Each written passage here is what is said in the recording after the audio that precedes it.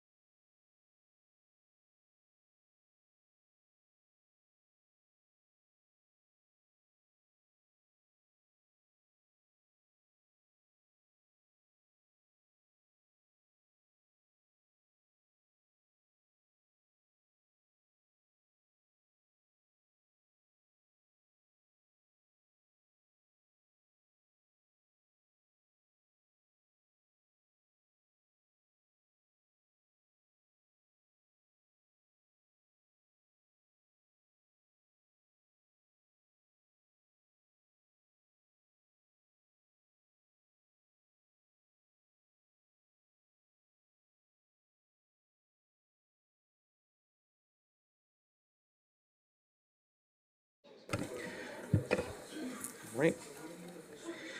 Okay. City Council just emerged from closed session, and we will ask the city attorney for any announcements to make. Thank you, Mayor Pro Tem. There is one announcement to be made out of closed session. The City Council, by a unanimous vote of those present, Councilwoman Basua and Mayor MacArthur were absent, has directed the city attorney to join an amicus curiae brief to be filed on behalf of defendants in United States versus Illinois, in which the U.S. Department of Justice sued the state of Illinois, Cook County, and the city of Chicago, alleging that their so-called sanctuary policies are preempted and obstruct federal law enforcement agents from enforcing federal immigration laws, and seeking to compel defendants to assist with federal immigration enforcement. Thank you very much. Next item on the agenda is appointment item at 5 p.m. D1, Cultural and Community Service Departments. Subject, Oxnard Public Library Annual Report. Recommendation that the City Council receive the Oxnard Public Library Annual Report. And we have Kathleen Ashmore, our library manager. Welcome. Thank you. Good morning, everybody, Mayor Pro Tem, City Council members. My name is Kathleen Ashmore. I'm the library manager for the Oxnard Public Libraries. Thank you for giving me the chance tonight to give the 2026 annual report and talk a little bit about what we are doing at the libraries. Tonight, I want to walk you through the progress we've made, the challenges we've addressed, and some of the exciting work that we're doing at all three of our location branches. Awesome.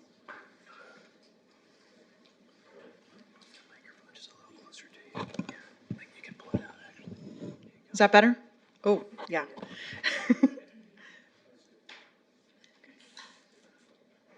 Use this. Okay, perfect. Okay, in September of 2023, a vision was laid out for the reinvention of the library. A report was given laying out the vision of what a contemporary library should look like for the community of Oxnard. In that presentation, Renee Rakestraw, Assistant Director of the Cultural and Community Services, discussed the vast changes that the public libraries have seen over the last few decades. Changes like makerspaces, workforce development, education classes, and digital resources. Public libraries have also seen the importance of third spaces for community members to converge and meet, safe places for teens to explore their worlds, homework centers for kids to meet for tutoring assistance. Public libraries are now a place of mirrors and windows, places where you can see yourself in the books and services provided, as well as safely viewing the world from another person's perspective. Okay, as we discussed in the chamber over the last year, California Education Code requires public libraries to have a library board, and that an annual report be given to the municipal body by that board. In absence of that body, the annual report must be given to library administration. In light of this code, I will be giving this year's annual report as the board reestablishes itself and presents the reports starting next year. With this in mind, tonight we will touch on reestablishing the library board, library units and services, community partnerships, space design improvements, safety and security, as well as our other major projects. So let's start with reestablishing the library board. Okay, in 2024, the process of reestablishing the library board began with seeking guidance from the state. The library board had been inactive since 2019. In February 2025, California Attorney General clarified that our library board must be a separate 5-member body, and Ordinance 3059 took place in May of 2025, officially reestablishing the library board. The 5 appointments were made in March 17th of this year, and our first meeting was held this month on April 15th. Having this board reestablished will allow us to move forward with our reinvention efforts by supporting updated policies, presentations and programs, and representing the views of the community to the library. And we're very excited to see what comes out of this body. The next thing we're going to talk about is our nonprofit partners. The Friends of the Oxnard Library continue to be a really great partner. They host book sales and fundraisers. They run the Friends Books and Things gift shop, and that is at the library if nobody has come by. It's very cute. They promote community awareness, and they fund programs and materials across all 3 libraries. They operate independently from the city and are a 501c3, but their entire mission is to support the library, and we're grateful for everything they do. There is a typo on here. That is not April 24th, it's March 24th. I apologize, it was last month. Okay, so our units within the library. Before I go into detail on the different units, I want to give a huge thanks to all of the staff that we have at OPL. Our staff are hardworking and they're dedicated to the mission of the library and providing services to the community of Oxnard. They're committed to the vision of creating a third space with a thriving hub of activities. And without this staff, none of this work would be possible. And as I go through these slides, I want to note that they're the ones that make this work happen for the public. So circulation. These are the first friendly faces that the patrons see when they come in the building. They check out materials, they check in materials, keeping the collection organized. This is the team that manages your library cards, your holds. They make sure books are on the shelf in the right places, and that the library has the information they need to navigate the library. Our information reference and programming unit, they help research digital literacy and they help run educational and creative programs. Our information reference, or IR as we refer to it, provide assistance and guidance with reference and research inquiries, reader's advisory, and digital resources. They navigate questions also regarding patron accessibility. Our programming provide a variety of opportunities for community members to engage with one another and through the library with educational, social, emotional, literary, artistic, and entertaining events, clubs, and classes. Our technical services unit, they are responsible for processing all new material entering into the library system, repairing damaged items, maintaining metadata, the online catalog, and other catalog records. Located at the main branch, this unit operates behind the scenes, supporting operations and collection management for all 3 locations. And then our branch locations allow the library to reach residents from the different parts of Oxnard. Each branch serves as a community hub that provides books, digital resources, educational programs, technology classes, and safe public spaces for learning and gathering. By distributing the services geographically, the library system reduces barriers such as transportation, time, and cost. So a snapshot of what we were able to do in 2024. Since 2023, the library has seen a 50% increase in our visitors, a 10% rise in our library card holders, and the growth is due partly to the introduction of a lot of community-focused programs and partnerships, as well as a lot of work from the library team. Thanks to strong community partnerships, expanded and targeted programming designs around community needs and wants, and enhanced outreach, marketing efforts, program attendance has increased by 40%. In 2021, we had 222 programs. In 2025, we had over 1,000. Library program offerings have expanded to provide more opportunities and resources for our community.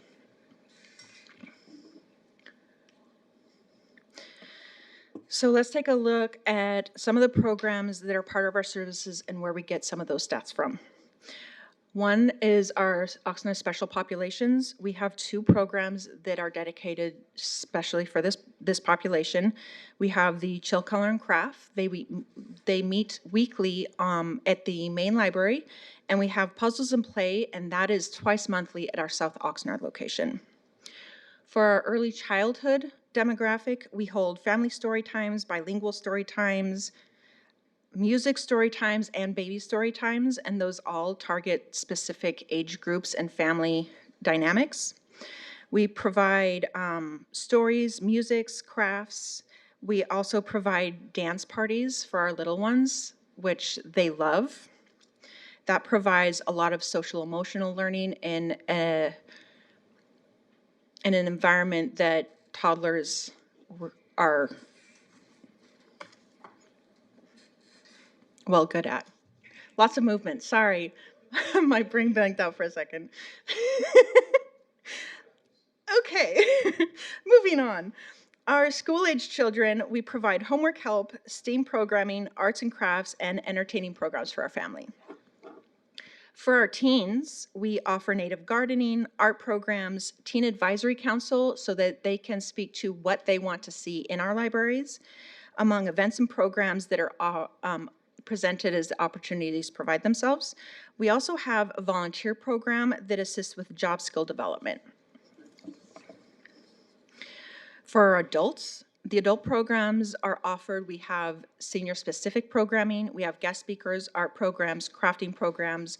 Some examples of this is the Tiny Art Show. We have a lot of talent in Oxnard, and we like to present that. We have a quilting series, which is an intergenerational program. We have a fiber arts program, which includes embroidery, felting, and crochet. It is also intergenerational. And we have a senior social club that helps fight isolation in our older adults. Some of our all ages programs, we have multiple book clubs. We have a writing group that meets twice a month, as well as open mic nights periodically to give an outlet to that craft. We also have author talks, and we like to prioritize our local authors. Our literacy program is another one we're rebuilding. The literacy program fell to the wayside for several years due to staffing shortages, and we're very excited to begin rebuilding this program by hiring a literacy librarian in 2025. This program provides ESL classes and clubs, cyber seniors, tech literacy appointments, as well as English and reading tutoring. Some early successes for this is a student who passed their citizenship test, as well as one student who came to improve their English, and they are now a tutor themselves. Some of our large programs and highlights are annual Garden Fest. We just had that on March 17th. We had over 1,000 participants, attendees, presenters, vendors, crafts, and more. We also had 30 volunteers who helped get plants into our new native garden. The garden is on the north side of the building on 2nd Street and will be a program-driven garden to provide outdoor activity, social interaction, and educational elements. We also have the annual local author showcase, which we just had this last weekend on the 18th. We had 20 authors. This day presents panel discussions, author signings, and panels on the writing process.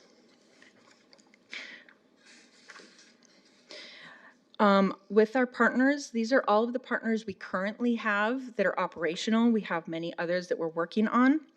We collaborate with more than 20 partnerships. Some that I want to highlight are Many Mansions, Mercy House, First Five, Family Place, Ventura County Workforce Development Board, and Autism Learning Center.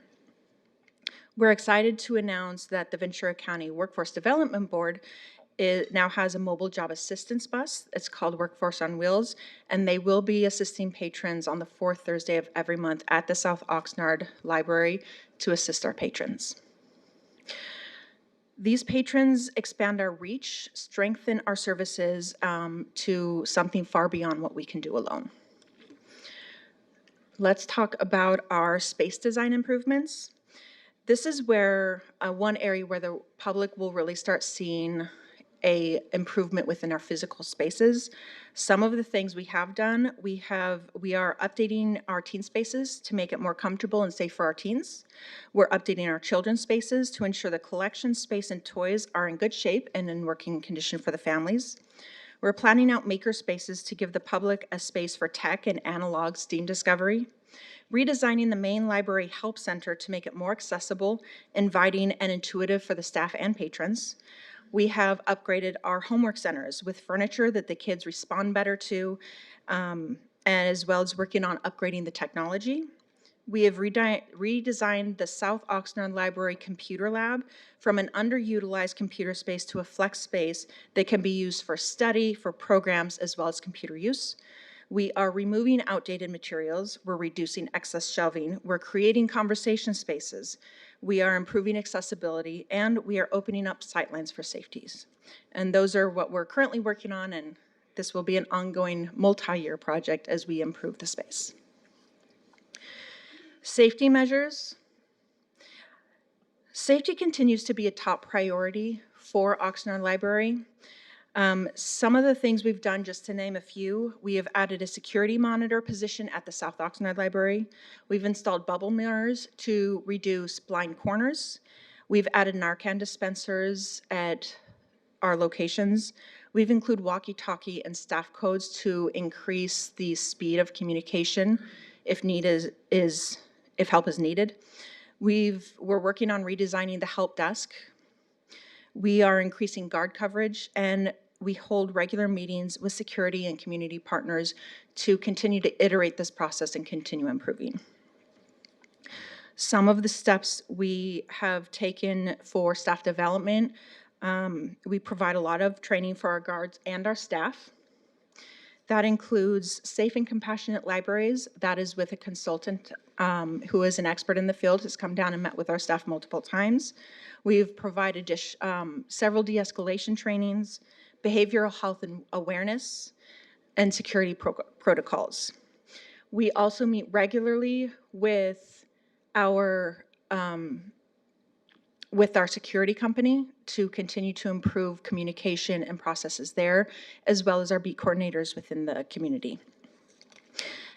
And this security especially is a very iterative process. We also do debriefs with our staff when incidences occur so we can learn from those situations and continue to improve those. So let's talk about our next major project currently, which is our technology refresh update. We have been working for the last year and a half or so with the Oxnard IT department as well as Carson Block Consulting on doing an assessment and technology update design so that we can move forward with upgrading our technology in a deliberate and effective way so that we can see the most upgrades as quickly as possible for our patrons as well as our staff.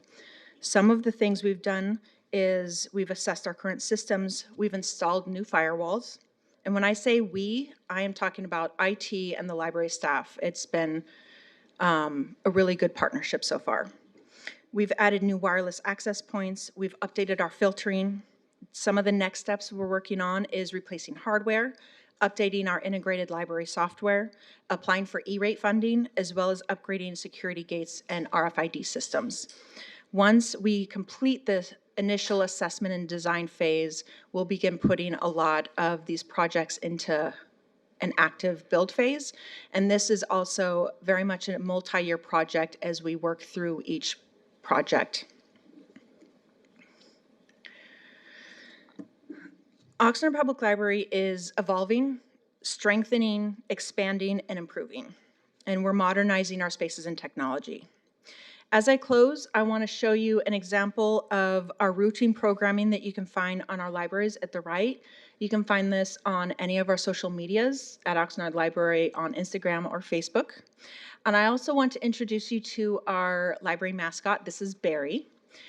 He is the brainchild of the staff and very beloved. And with that, I'm happy to answer any questions. Thank you very much. Do we have questions from council members? Councilwoman Perez. No questions. I just wanted to take a moment to thank you and your staff. I know you're always open to feedback.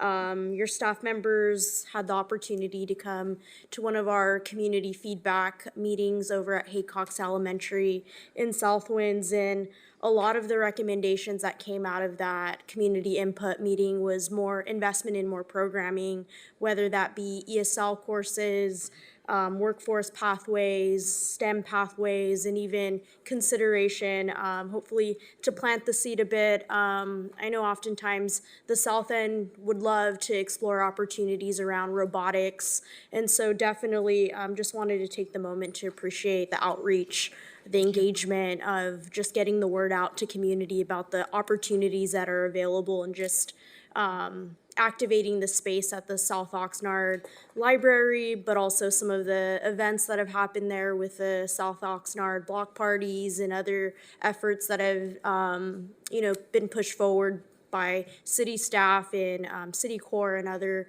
departments. And so just wanted to name that and recognize the work that you all are doing. Thank you. Thank you very much. Councilmember Perillo. First off, Ms. Ashmore, I'm glad to see you here after the severe accident that you survived, and Thank you. thank you up and about.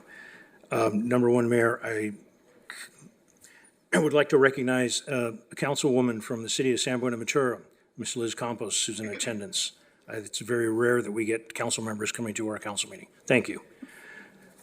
I would like very much to appreciate the presentation you made and the opportunity that I had to go to a volunteer recognition meal.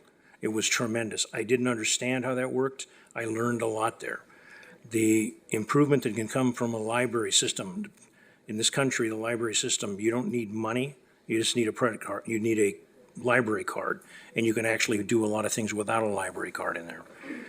The fact that you're improving the visibility for safety, I remember some time ago when a person OD'd and died in the library.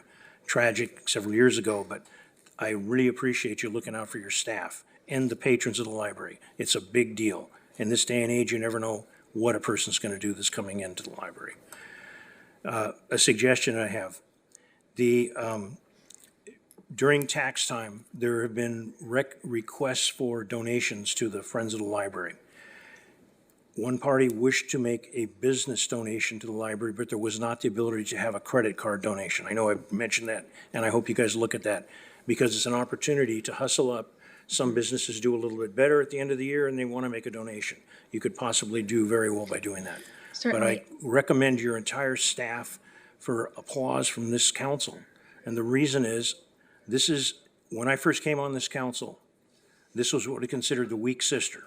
And they say weak sister because if there was ever cuts, it was always cuts to this area of the city of Oxnard to take care of other departments. It should never be this way. This is the one that takes care of Mr. and Mrs. John Doe, city of Oxnard resident. Thank you very much. That's all I got. Thank you, Councilmember. We have additional questions. Councilmember Starr. I was just wondering if you have other colleagues here today that you might want to introduce. I do, thank you. I have some Friends members, if you can stand up. So this is the Friends of the Oxnard Public Library, and they, as far as donations, Councilmember Perillo, we can connect you with them. They are now taking credit card? Yes. And then we also have my supervisors here, if you can stand up. These are our two new supervisors. We don't have more staff because we're short-staffed today. Everybody got sick. But these are, and both of these ladies have been with me working on all of the projects that we've been talking about. Thank you.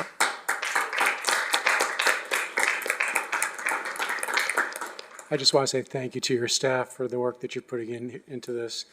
On one of the later slides, you were talking about the technology refresh update, and there was something that I wasn't quite clear on, which was the apply for E-rate for IT projects. What is E-rate? Okay, so E-rate is it's a federal program, and it is available for public schools, and it's available for libraries. And it's a discount program, basically. So if you apply for E-rate funding, we get partial E-rate funding for our internet, and the discount we get is based off of the demographics, the population of the city, and it's based off of free lunches at schools. So we get a significant discount. We have the internet portion. They also have opportunities for IT construction. So anything, the way I try to explain it is anything from the power line to the outlet can be covered or assisted through E-rate grants. And so as we start working on these large projects, improving IT, I want to make sure we capitalize on that opportunity. So we're working on, it's federal, so it's very complicated. So we are working on getting that in place so that we can use that when we do some of the construction work on upgrading the technology. Any thought as far as what the magnitude of that grant would be? Are we talking hundreds of thousands, millions? What are we talking about? It's based on the cost of the project, and it's 90%. Oxnard gets a 90% discount currently. I don't know that 100%, but it's 80 or 90%. It's significant. So that's why I want to make sure that we can bring that into play. I really appreciate that. Thank you so much for answering my question. Okay, any additional questions? Yes, I just wanted to, again, with my colleagues, just thank you all on your hard work. I love hosting my office hours the first Saturday of every month.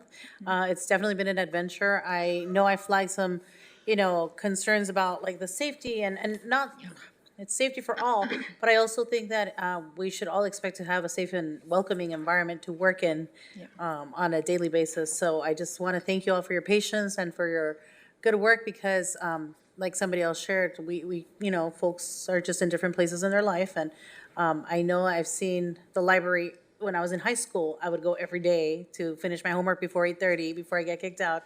But it's a safe space, So thank you all for the good work you do in providing that safe space for our community and our families. So I love the seed collections that you all have. And there's just, you all are thinking outside the box. And I really appreciate that. I just hope that folks in the community understand that you have access to so much, right, with your library card, not just here, but like online and so not just like the physical books, right, but like Duolingo or other things that you could have access to.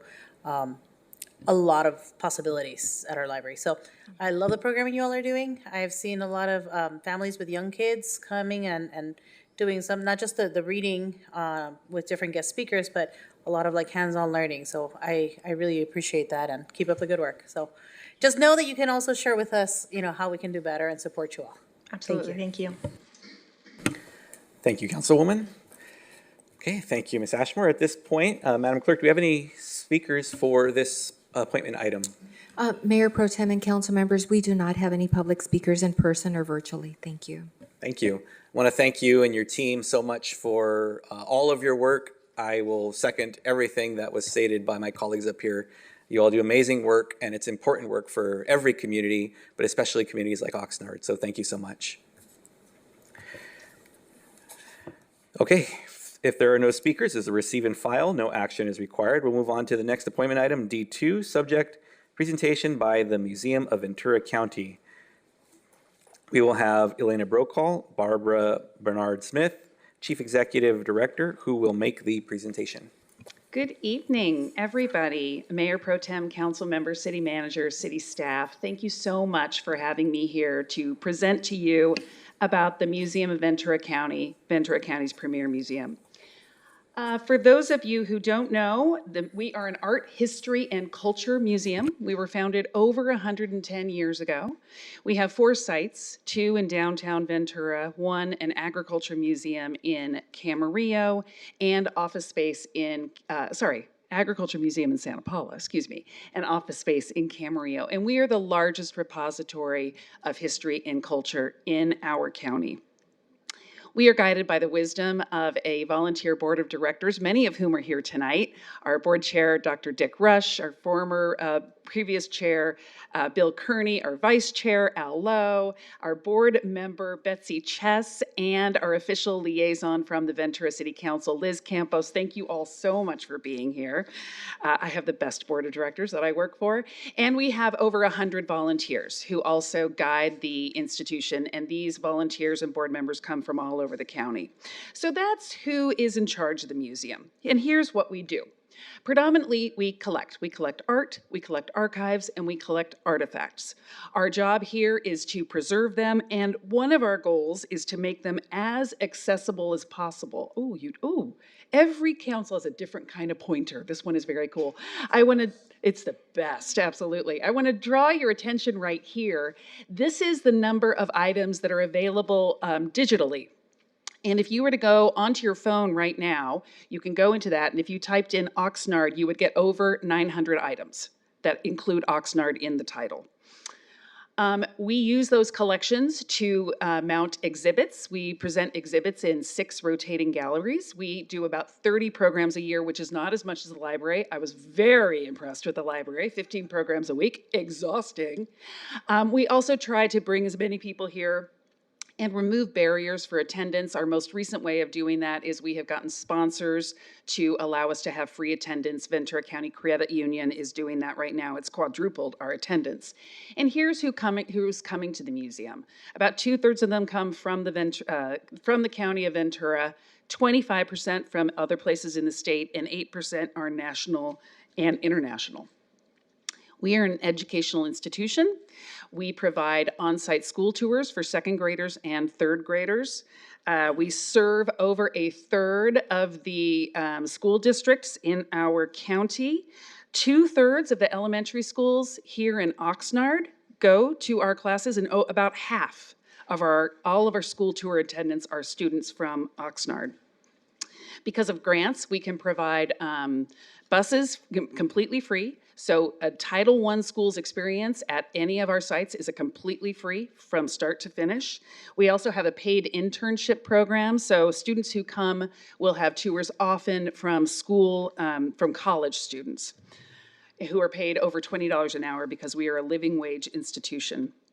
And this is where our school tour participants and where our activities are happening. And I hope you can see we've got quite a lot happening, coming from Oxnard and happening here.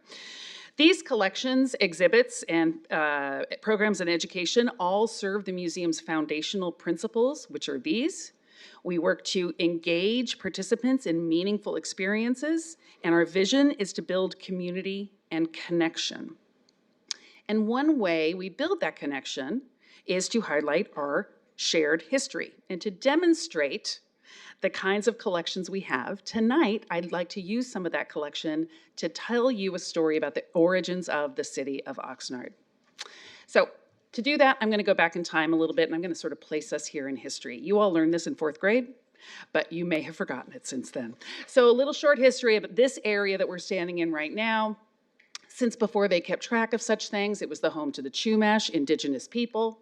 In 1542, we were discovered by a Portuguese sailor who was sailing for Spain, and Spain colonized this area. They called it New Spain, along with Mexico, parts of Oregon, Nevada, New Mexico, etc.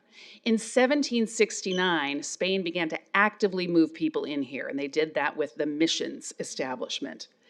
1822 saw a huge upset. The people of Mexico revolted against the colonists of Spain, and they won. It was amazing that they did. And where we are standing right now became part of Mexico. We were governed by a Mexican governor. We were part of Mexico for about 25 years until the Mexican-American War in 1848. Spoiler alert, the US won. Suddenly we were part of the United States. And 2 years later, we achieved statehood. Now, the part of the story I want to start with is this era right here, when we're part of Mexico. So when Mexico had governance of this area, they wanted to populate it. They were afraid that other people were going to come in and take it from them. And one way they did that was they created this rancho system. So the governor of Mexico could give away these huge ranchos to soldiers, to friends, to relatives, etc. 17 ranchos were established in Ventura County, and as you can see here, this is the overlay of the cities now. Those ranchos kind of roughly correspond to city limits in the county today. So most of what is now Oxnard was on Rancho El Rio de Santa Clara o La Colonia. I'm going to start calling it Rancho La Colonia for short. That was almost 50,000 acres that was awarded to 8 soldiers in 1838. And those soldiers used that rancho, as most of them did, for livestock. Incredibly lucrative business, especially as the gold rush took off. Unfortunately, the livestock system completely ended in the 1860s. There were extreme weather events, droughts, floods, and which killed off 95% of the head of cattle in this county, ended the livestock industry in Ventura County forever. Many rancheros were forced to sell their land, and that was true here at Rancho La Colonia. Most of the land was purchased by one man, Thomas Bard, may have heard of him.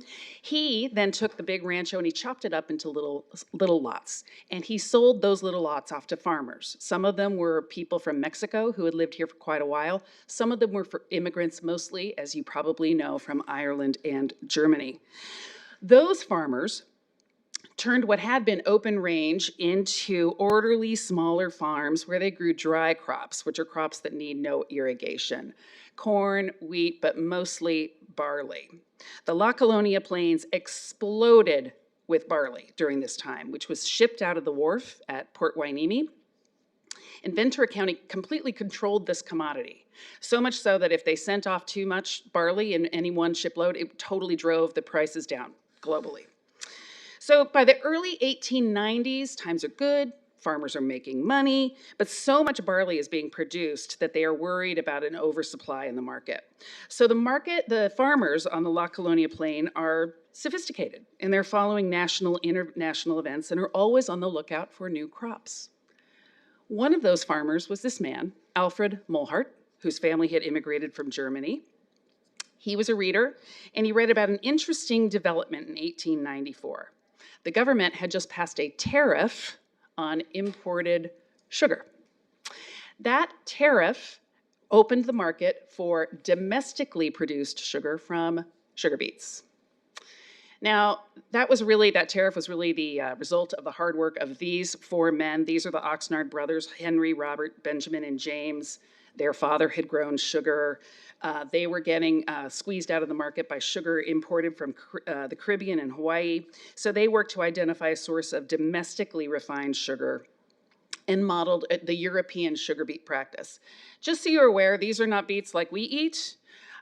They are like up to 5 pounds, maybe even a little bit longer. They're about a foot high.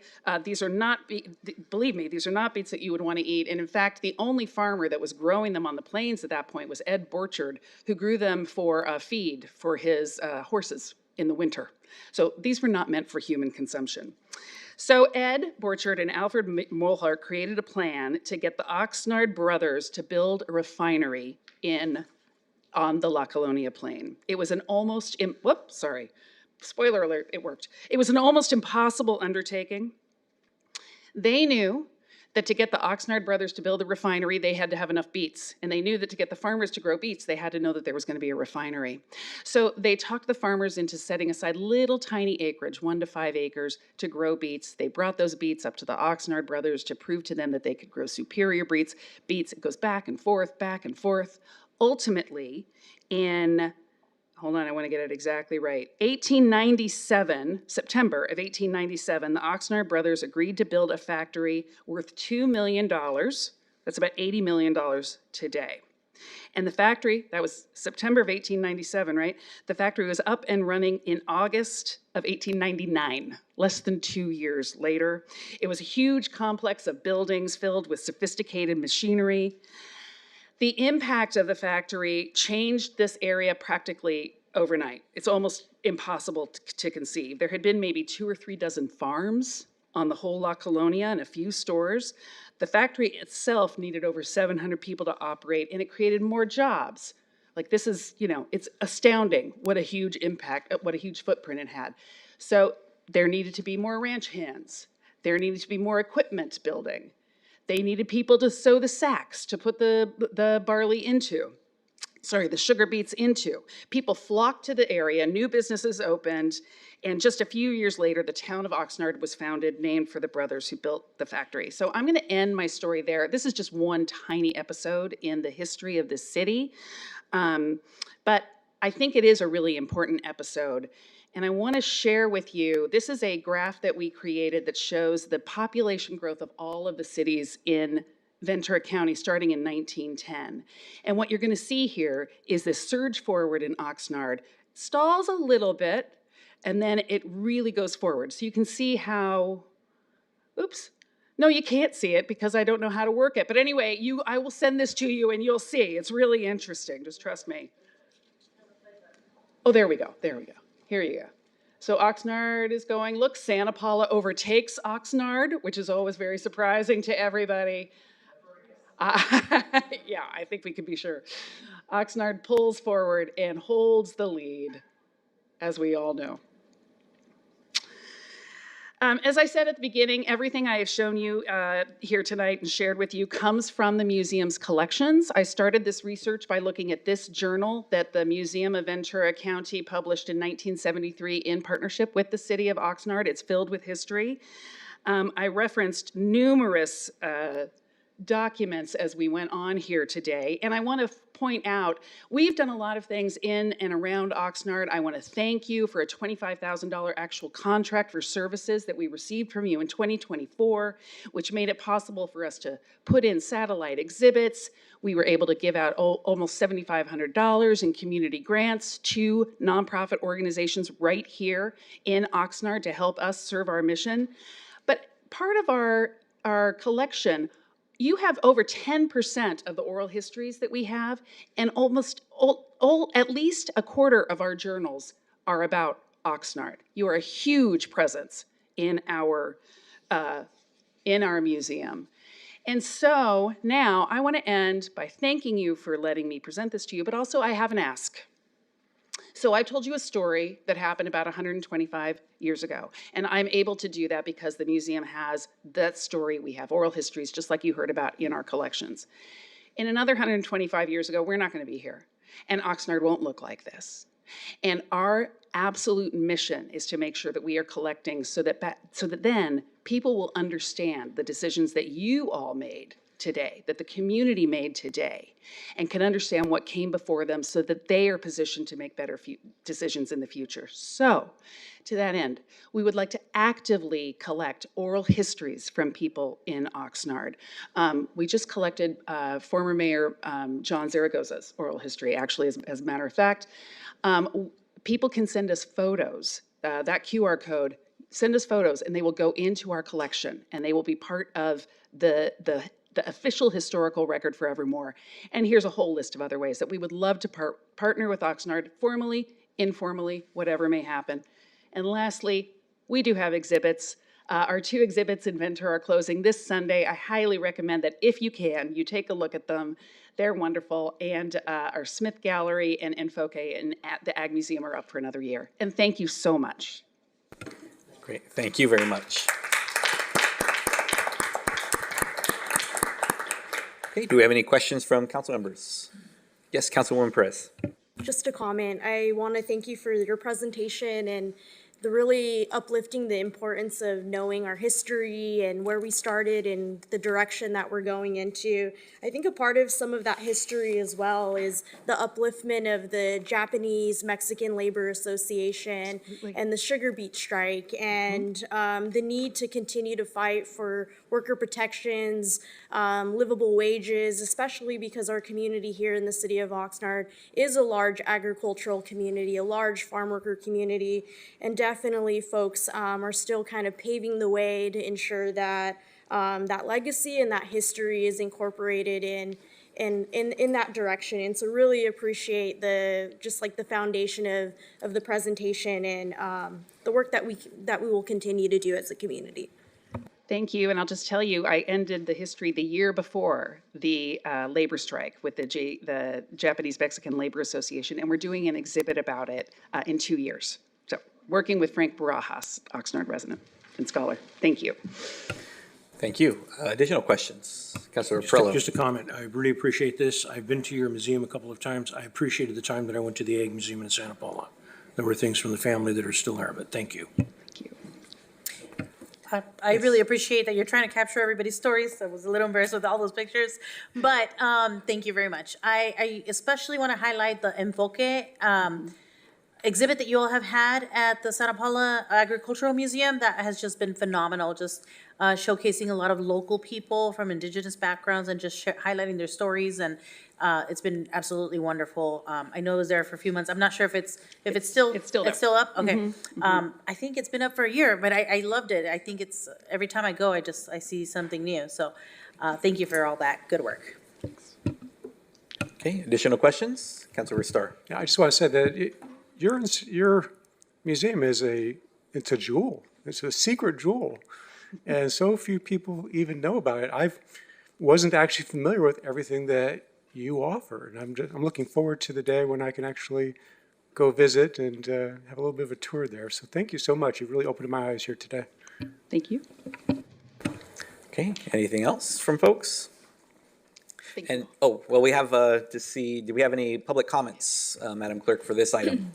Mayor Pro Tem and council members, we do not have any requests in person or any virtual speakers. Thank you. Thank you, Madam Clerk. I'll just end by saying, again, echoing the comments of my colleagues up here, thank you so much for the service you provide to the county, and just the historical nature of what you have is important, because not only is there nostalgia tied into that, but there are some important lessons and also some important history of people who live here now whose ties go back to that time. And not just those who are in this room tonight, but people all throughout this community. And thank you for highlighting, to start with, going back 13,000 years, pre-written history for our Chumash people who are the original caretakers of this land.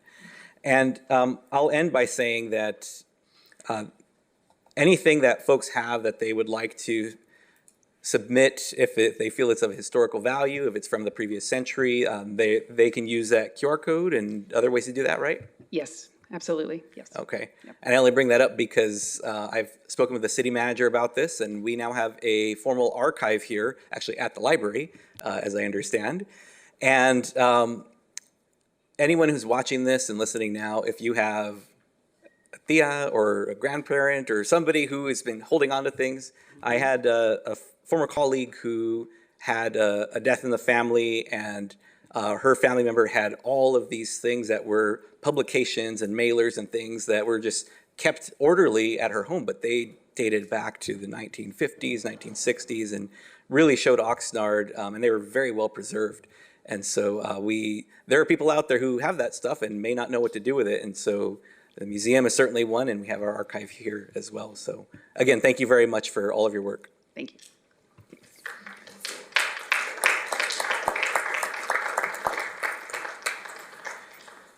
Okay, so we don't have any speakers from that, and so this was a receive and file item, and no action is required.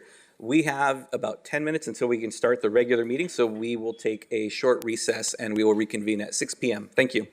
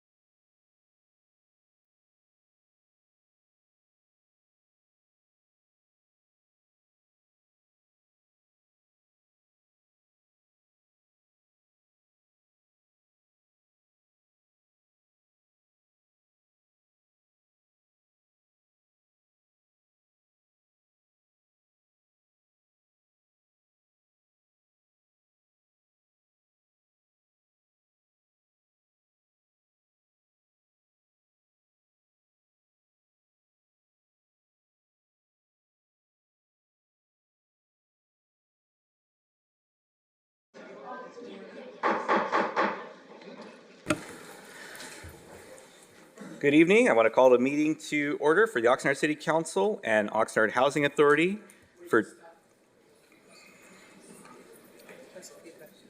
Is that better? Is it fixed?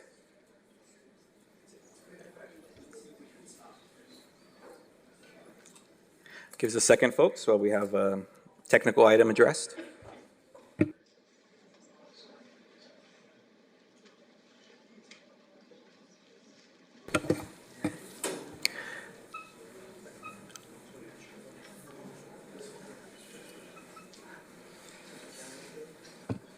Check 1, 2. Mic check 1, 2.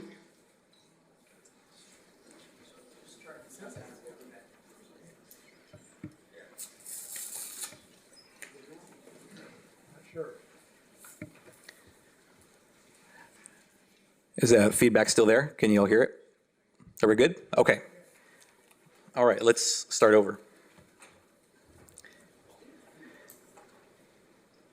All right, good evening. I want to call the meeting to order for Oxnard City Council and Oxnard Housing Authority for Tuesday, April 21st, 2026. Madam Clerk, now may we have the roll call and posting of the agenda. Thank you, Commissioner Andrade. Thank you. Councilwoman Commissioner Basua. Councilmember Commissioner Perallo. Here. Councilwoman Commissioner Bettis. Here. Councilwoman Commissioner Rodriguez. Present. Councilman Commissioner Starr. Here. Mayor Pro Tem Vice Chair Teran. Here.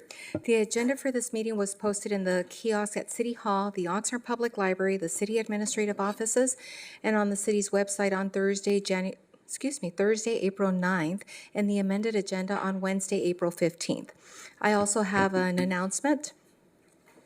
Pursuant to Government Code Section 54952.3, each member of the Housing Board of Commissioners present will receive $50 pay for convening this meeting, with the exception of Commissioner Starr, who has declined to receive compensation. Thank you. Thank you, Madam Clerk. Next is the Pledge of Allegiance, and I will turn it over to Councilor Perello to introduce this evening's student.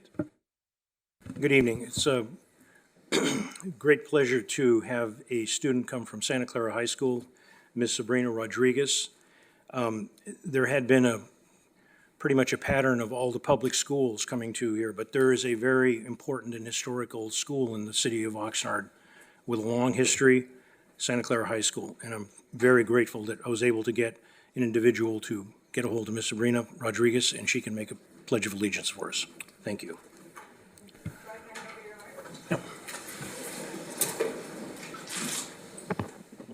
Ready, begin.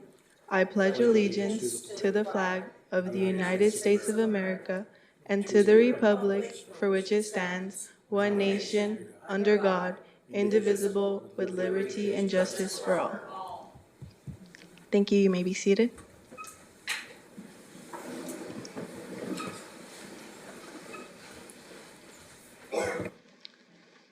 Good evening, council members and guests. My name is Sabrina Rodriguez, and I'm a senior at Santa Clara High School. Growing up as the youngest of three in a first-generation family of Mexican immigrants shaped me in many ways. After my parents separated, my mom started to work 2 jobs, and I spent a lot of time home alone. Those long hours were tough, but they taught me independence and the importance of responsibility at a young age. I learned to be strong because I had to, and that strength was tested in ways I never expected, especially when I lost my dad. Losing my dad when I was in middle school was one of the hardest moments of my life.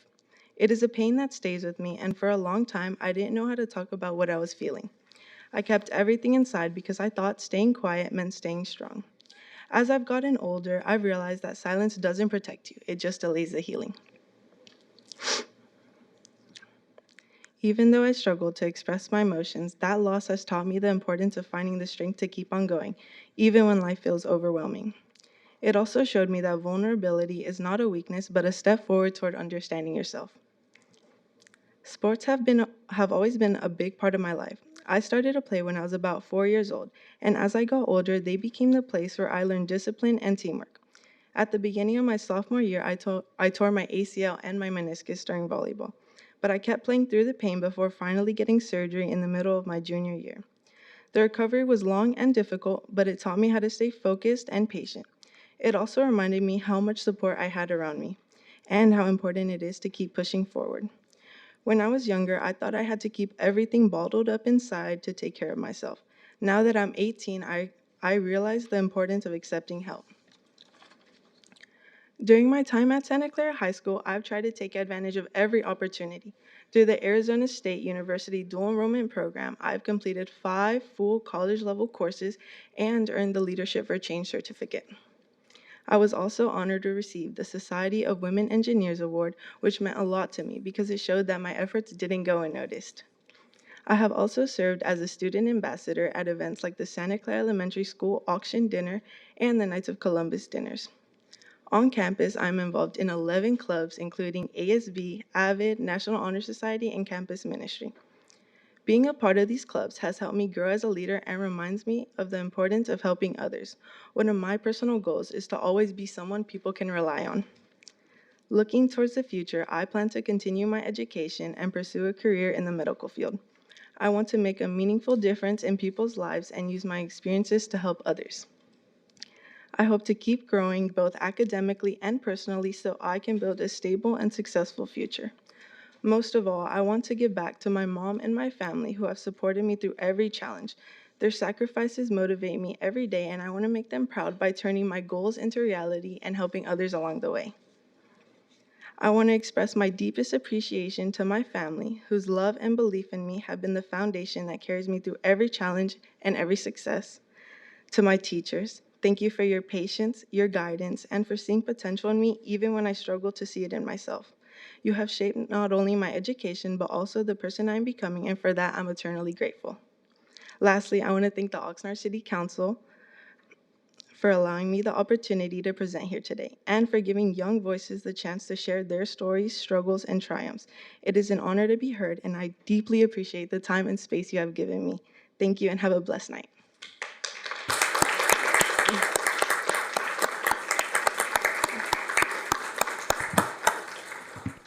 Thank you so much, Sabrina.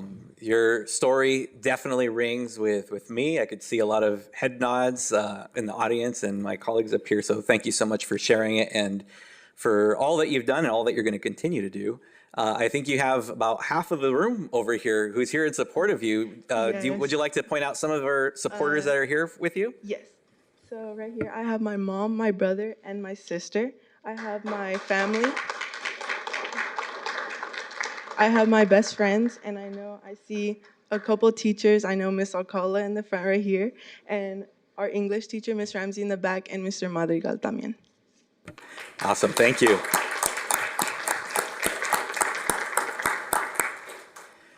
We have a certificate of achievement here for you that recognizes your dedication, perseverance, and everything that has helped in being instrumental in your achievements. You are certainly a role model for many young people and young women who will follow you, and you absolutely have some great stuff going on. This certificate is signed by the mayor, and unfortunately he couldn't be here tonight. He is in Washington, D.C. for one of the committees that we have appointed him to. And so you will be receiving it from all of us. So I'll invite you to come on up here with your family, whoever you'd like to invite for a photo. Before we do, any closing words on this, council member? Tremendous story and tremendous explanation about going through the physical recoveries and the illness. Thank you very much for making a presentation here. I mean, the best of luck. Thank you. And I hope that you, when you're successful and wherever you want to go, you consider coming back to Oxnard. They could use some people with tenacity that you've shown. Thank you. Thank you. Thank you. All right, can we have everybody come up here for the receipt of the certificate? And let's give them a round of applause as they come up here.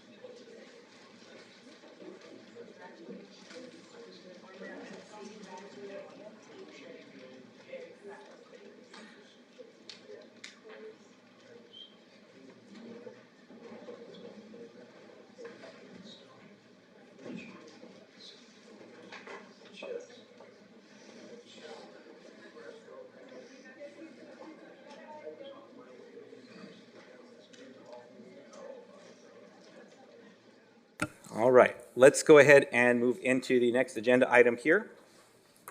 This is for public comments for items not on the agenda. Person may address the legislative body only on matters not appearing on the agenda and within the subject matter jurisdiction of the legislative body. Speaker requests shall be submitted and set forth on the first page of this agenda. Speakers are limited to 3 minutes. After 30 minutes, if all speakers have not had the opportunity to speak, the remaining speakers will be given an opportunity to speak prior to adjournment of the meeting.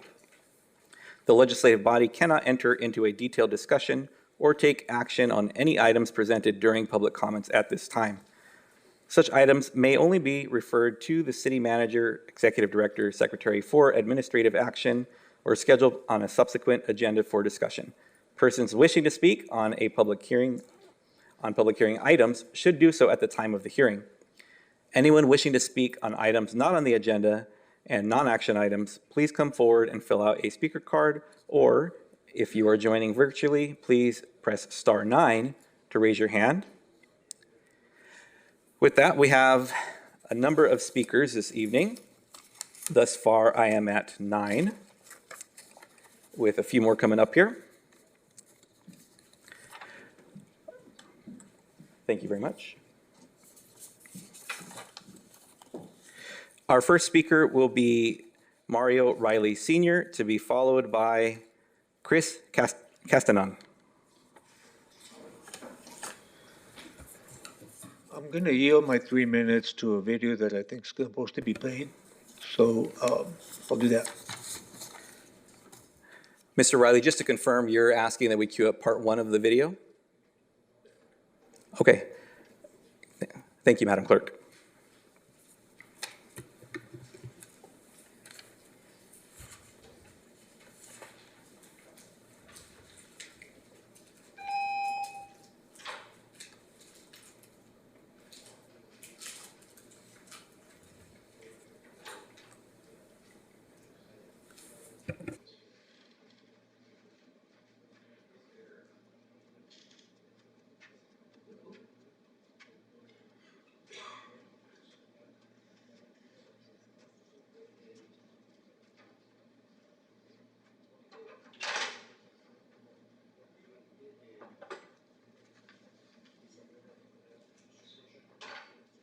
On this side, it wasn't that long ago in this country that elected officials, politicians, were held accountable for what they said. But we live in an era now where you're not. So this is just more ammunition that we can use when the time comes to recall Aaron Starr. We, the voters of Oxnard City Council District 3, seek the recall of Council Member Aaron Starr. He has also leveraged his platform and position of power to elevate misinformation that has led to confusion and distrust among Oxnard residents.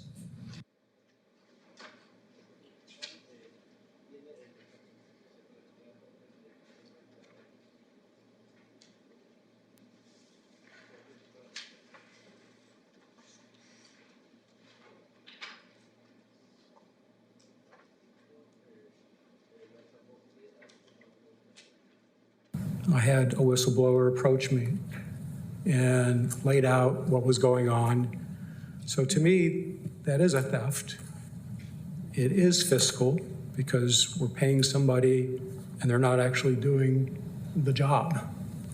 This complaint was actually, we initially classified this as fiscal in nature. However, this report was actually closed because of lack of merit. Have every reason to want to stop by if they're passing by the house to use the bathroom. Oh my God, can I stop at home without worry of someone that's got nothing better to do? Somebody that's got no life to just sit and worry about who's doing what next door? Pretty sad and pathetic in my opinion, but no, there's nothing to see here. It was investigated. Now, even if someone who works in the office, if they want to go home for lunch, they can do that. If they want to go home to use the bathroom, they can do that too on their lunch hour.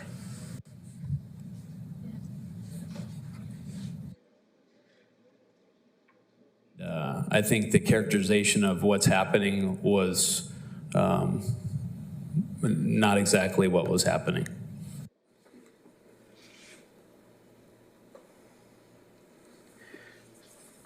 Okay, our next speaker is Chris Castanon, followed by Abel Velasquez. Just continue to play the video.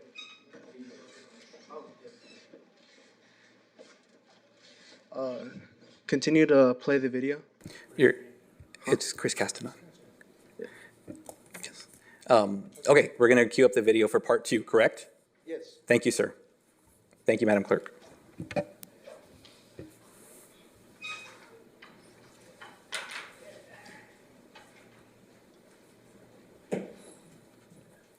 Next, the whistleblower obtained the GPS tracking data for the vehicle, and I analyzed it.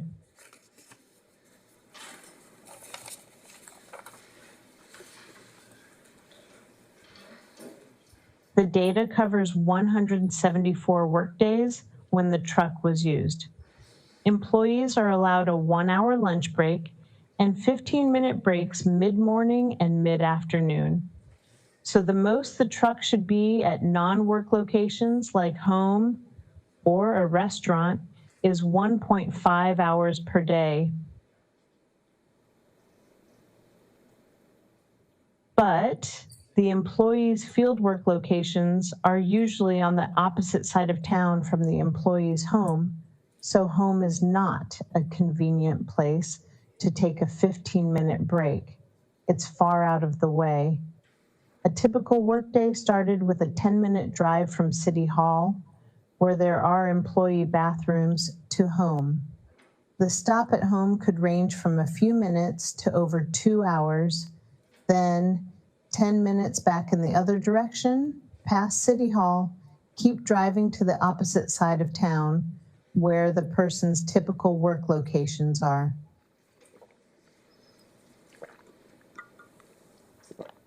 Frequently, lunch break begins with a stop at a restaurant or grocery store first, and then a trip home for 1.5 to 2 hours.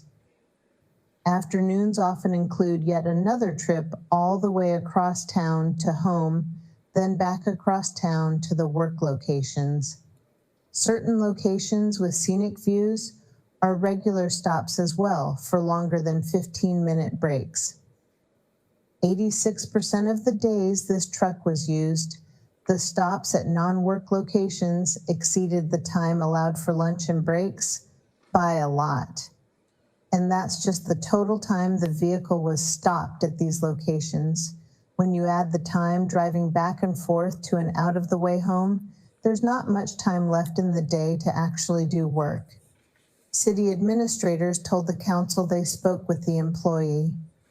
After that, the behavior only changed slightly. At lunch, the employee began parking on side streets near his home to hide the vehicle.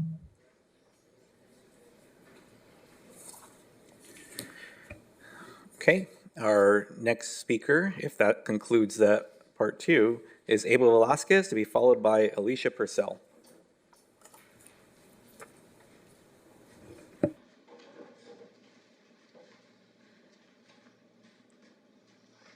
Mayor Pro Tem and Council, if you could play video number 3, please. Thank you.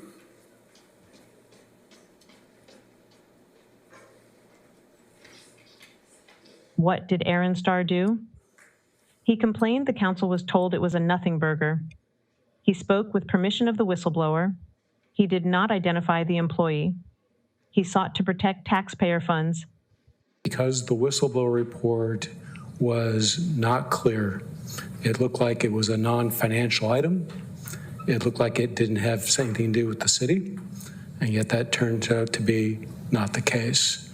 You can do whatever you want with this, but I'm disturbed that a complaint is being made that suggests malfeasance and that there's little being done about it.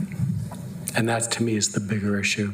But this is what city administrators and other council members falsely accused him of.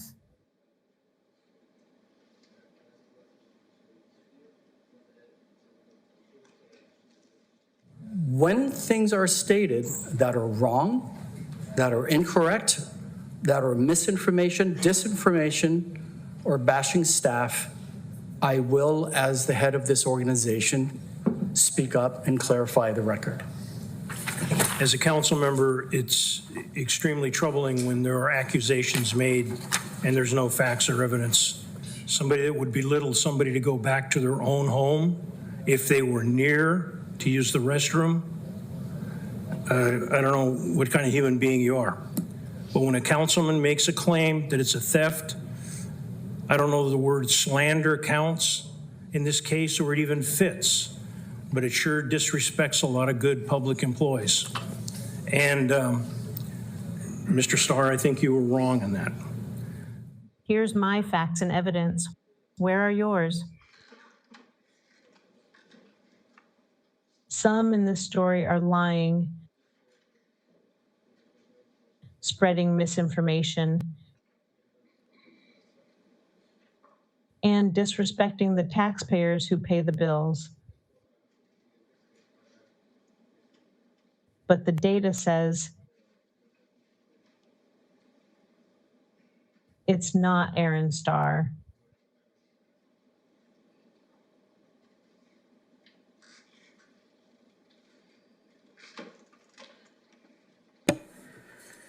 Thank you very much. Our next speaker is Alicia Purcell, to be followed by Greg Runyon.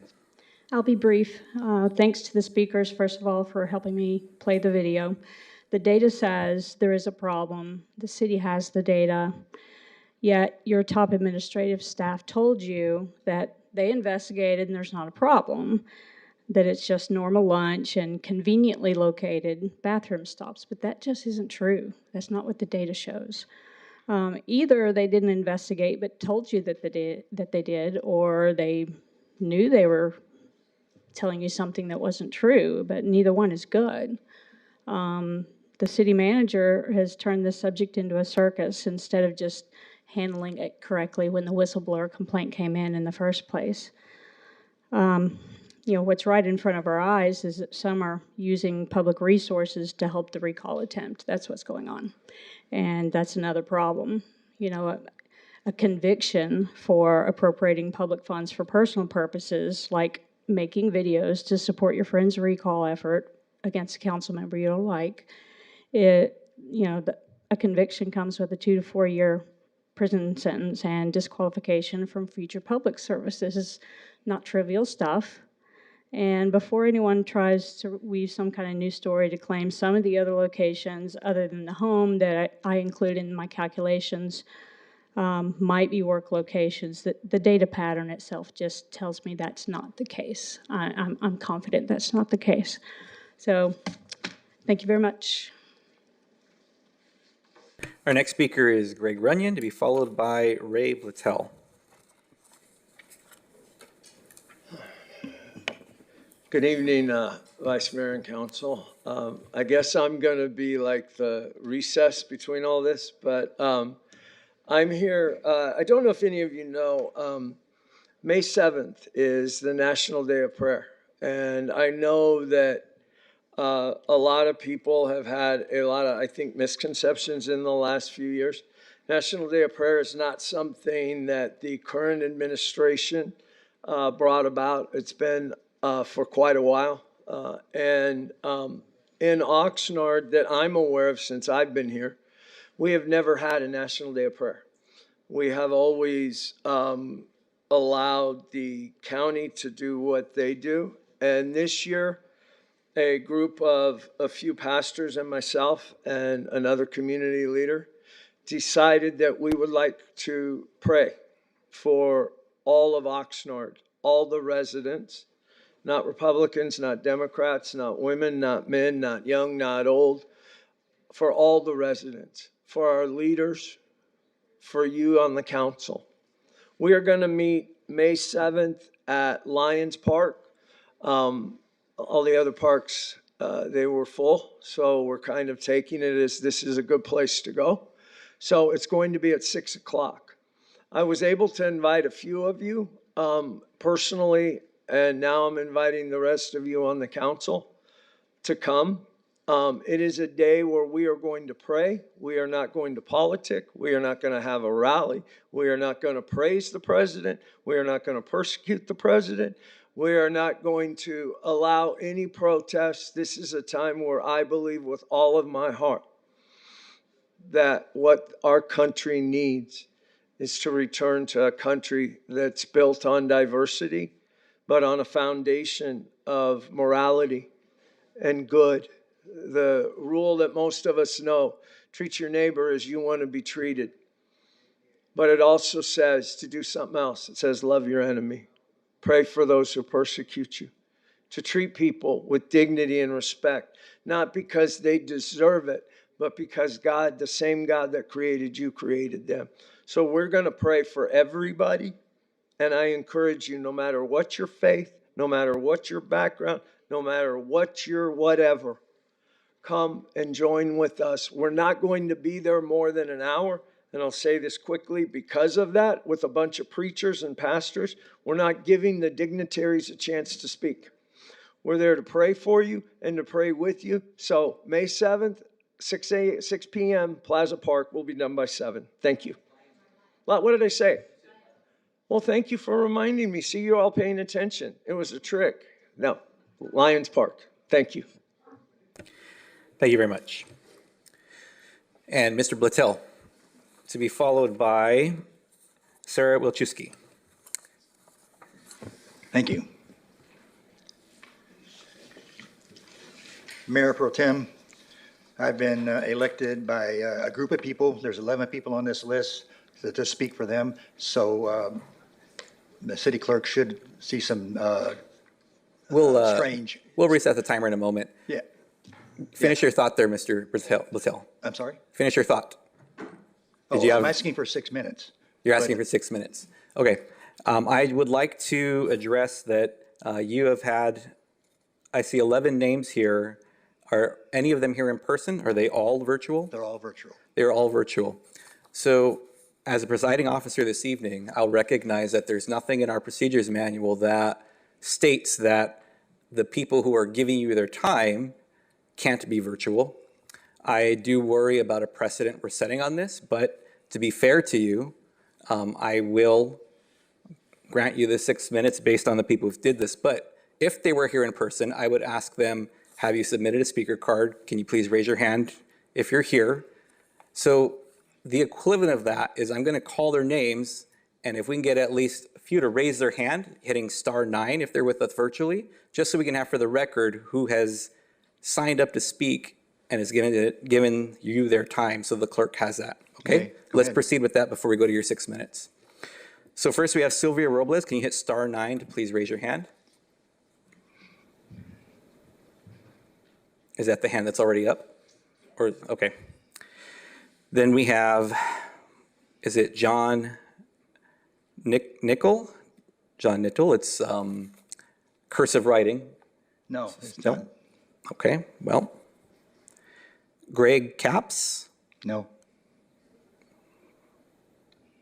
George? Cooper? Cooper, is it George Cooper? If you Yes. can hit *9 if you're with us virtually, so we can account for you.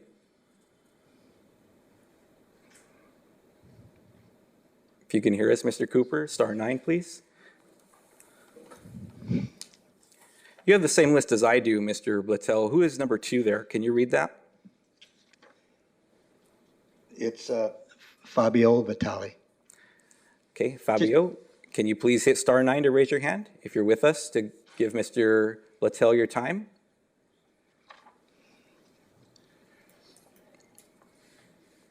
Thus far, I have Ms. Robles so far, Mr. Blattel. Who's number 3? I have just M, and is it Maria Vitale. Maria Vitale? Can you hit *9 if you're with us? Okay, there's a second one. Thank you. We'll try again, George Cooper, if you can hit *9.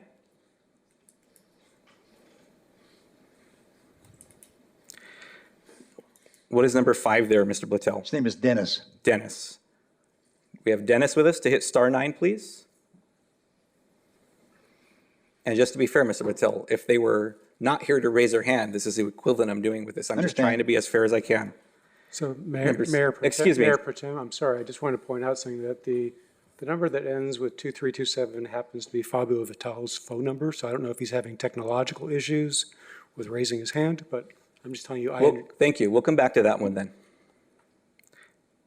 Paul Scott, can you hit *9 to please raise your hand? You might tell them how to raise their hand. Yeah. Am I not saying *9? I apologize.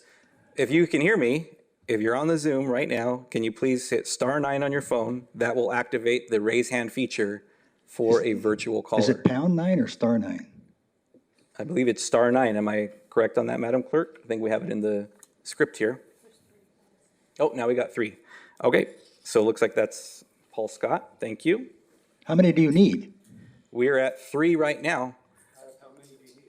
If you would like 6 minutes, I guess we're at a fair amount because you were the 4th person, which would be 12 minutes for 6. So if that's fine with you, we can stop at this and give you your 6 minutes. I get 6 minutes? Point of order, Mayor Pro Tem. The list was submitted as complete. I think it's worthwhile finding out how many of them are here to verify the validity of the list. So I would go through the whole thing, whether they're here or not. How many we need is a separate question. I appreciate that, Councilmember Perillo. I will say that we have 30 minutes for public comment. We spent quite a few minutes on this. I'm satisfied if he has 4 speakers and he wants 6 minutes that we can move forward with that. And we have a few more hands that have gone up. And again, if they were here in person, I'd be asking them to raise their hand and verify they've submitted to the clerk who they are. Okay? What are we doing? Thank you for the test run on that, Mr. Blattel. Go ahead, you have your 6 minutes. Oh, Madam Mayor Clerk. Sorry. So how much time are we giving Mr.? He's requested 6 minutes. Okay. We'll give him the 6 I minutes. can probably do it in less, but I'll give it a shot. Thank you. Thank you. Mayor Pro Tem, council members, city staff, and the public. Apparently, there are some Oxnard residents who have an issue with Councilman Starr voting against the majority. Is this really a problem? If your elected representative has an issue with an agenda item, wouldn't you expect him or her to ask questions and possibly vote no if the answers do not adequately address the concern? In fact, Councilman Starr agrees with his fellow council members a majority of the time. But when he does have an issue or a question, he is certainly going to bring it up. As a matter of fact, most of the evening, he does have an issue, a question, he'll certainly bring it up. As a matter of fact, just this evening, I saw a Facebook video complaining that Councilman Starr votes with his council members 90% of the time. What is it that you people want? Do you ever know what you want? According to the Facebook video, you even complain when he's not even there. So what do you really want? An independent thinker to review city staff proposals or a rubber stamp? Make up your mind, please. It has also been stated that there are many residents opposed to Councilman Starr but are afraid to speak openly. Well, I also have a friend who avidly supports Councilman Starr but is reluctant to voice support because of retaliation fears, but not from Mr. Herrera or his supporters, but afraid of the city itself. You see, the city wields a lot of power and control, one element being building permit approvals. This person is thinking of a future ADU, but does not want to jeopardize the chances of a permit. And to be perfectly clear, I'm not talking about the people who you see at these meetings all the time. I'm talking about quiet residents, people who almost never come to City Hall, but still feel the fear.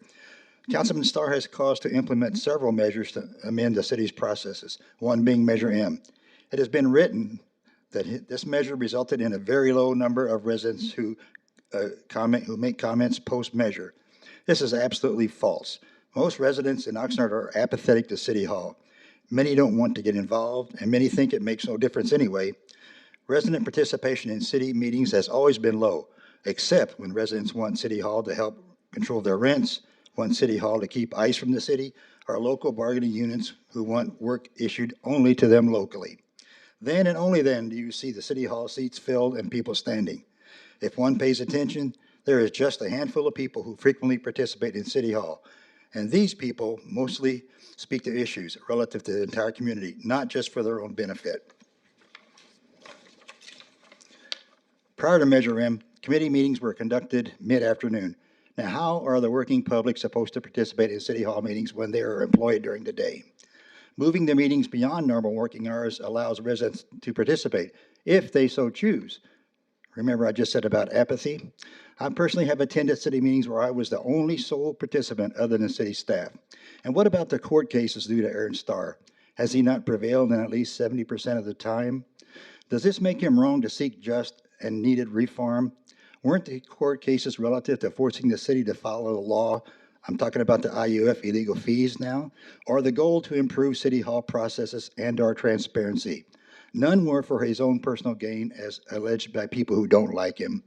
And when the court has sided with the city, often it was just a matter of how the case was presented or the evidence was considered inadequate. Bonds. Councilman Starr represents some of the least fortunate taxpayers in this city. He realizes that saddling these families, parents, children, grandchildren, maybe even great-grandchildren, with these long-term financial obligations would severely stress their family budgets. Isn't it time for City Hall to better control their spending? I'm not saying that the bonds were intended to fund useless projects. I'm just asking, do we really need some of them, and can we afford these long-term obligations? We are all going through some tough times right now. Tariffs have increased the cost of many essential items, and now the war has caused the price of gasoline to skyrocket. Family expenses have increased dramatically recently, and budgets are already stressed to the breaking point. Finally, I'd like to say that we are free to vote for whomever we wish. Maybe it's time for challenges to the incumbents. Maybe we need more free thinkers, people who will ask questions, dissect the material presented by city staff, and vote accordingly, which sometimes could be no. Some think it's wrong to challenge the existing council members, but are we not a democratic society? Rubber stamps serve the public no purpose. Please vote for whom you think best serves the taxpayer. Thank you for the time, Mayor Pro Tem. Thank you very much. Our next speaker is Sarah Wachowski, followed by Eric Andrist.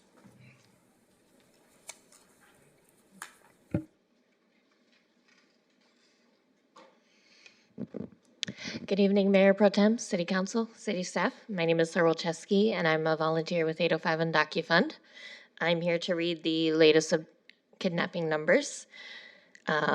Since January 2025, as of 11 a.m. on the 20th of April, in the 805 area code, 1,879 people have been kidnapped. 905 from Ventura County and 160 from Oxnard. We heard earlier about the importance of keeping people's stories alive and remembering our history, and I think it's important to keep these people's stories alive. Thank you. Thank you. Our next speaker is Eric Andrus, to be followed by Anna DeGenna. Your brilliant, overpaid city attorneys who like to make up laws and code sections require me to be here just to say, play my video, please.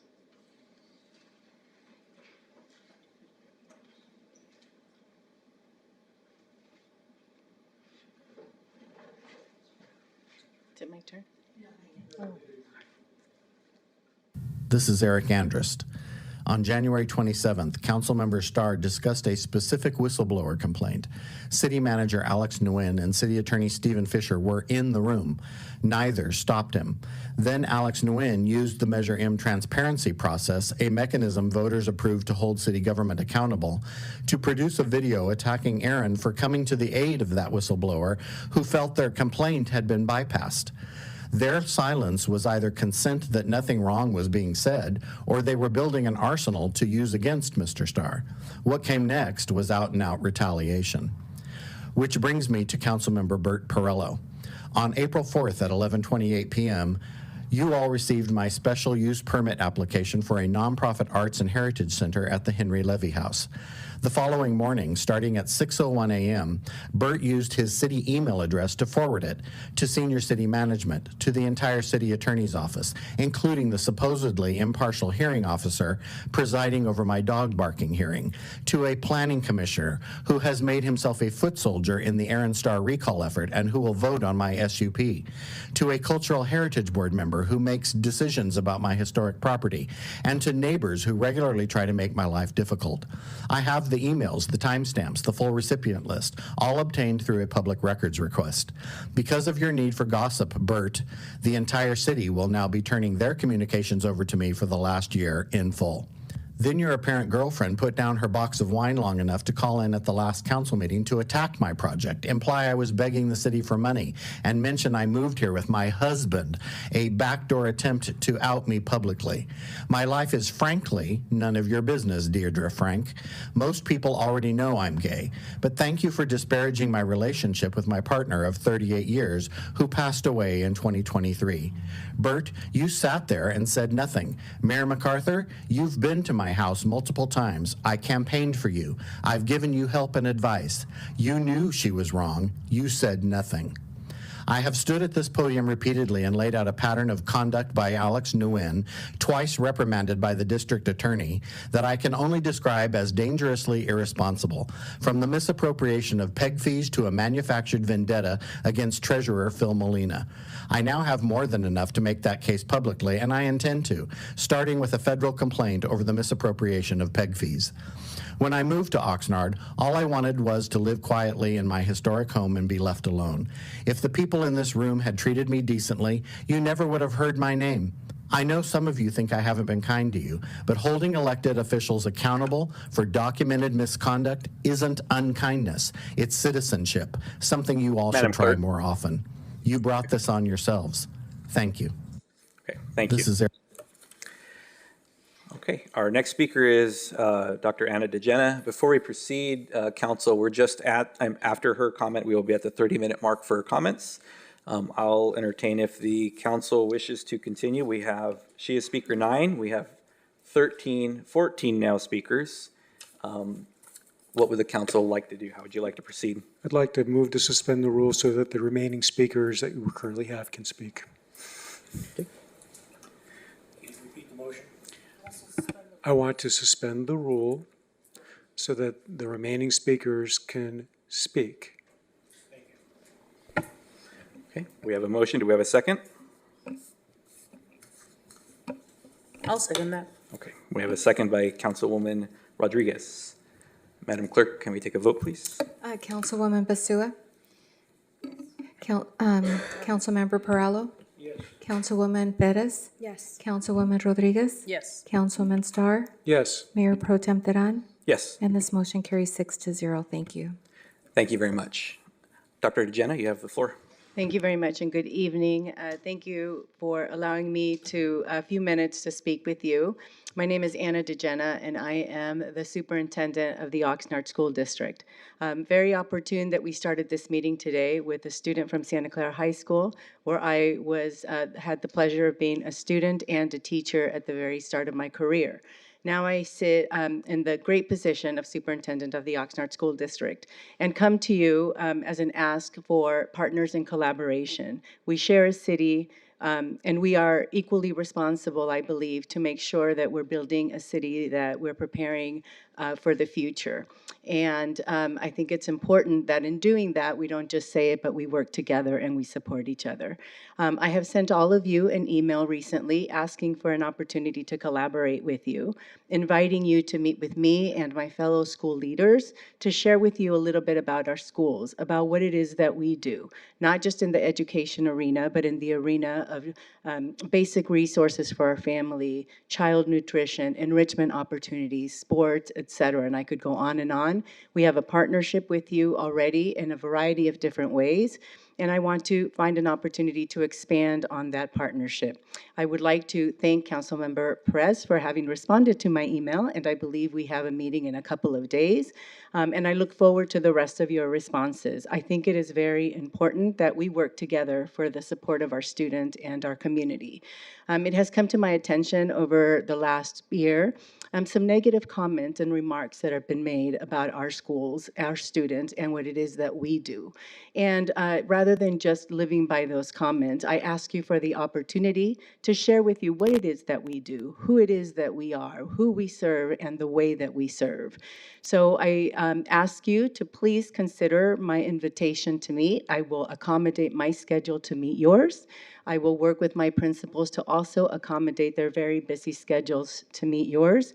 We have leaders, staff members, community members of who I am very proud of the work that we do each and every day in support of this community, and would like to be able to share that with you and think about how we can continue to partner, find ways to make our city better, to create better opportunities for our community. We're living in a difficult world today. Many of our community members are highly affected by it, and what we don't need is to be fighting with each other, to be making negative comments about each other. And sometimes those comments are made without knowing the specificities of what we do.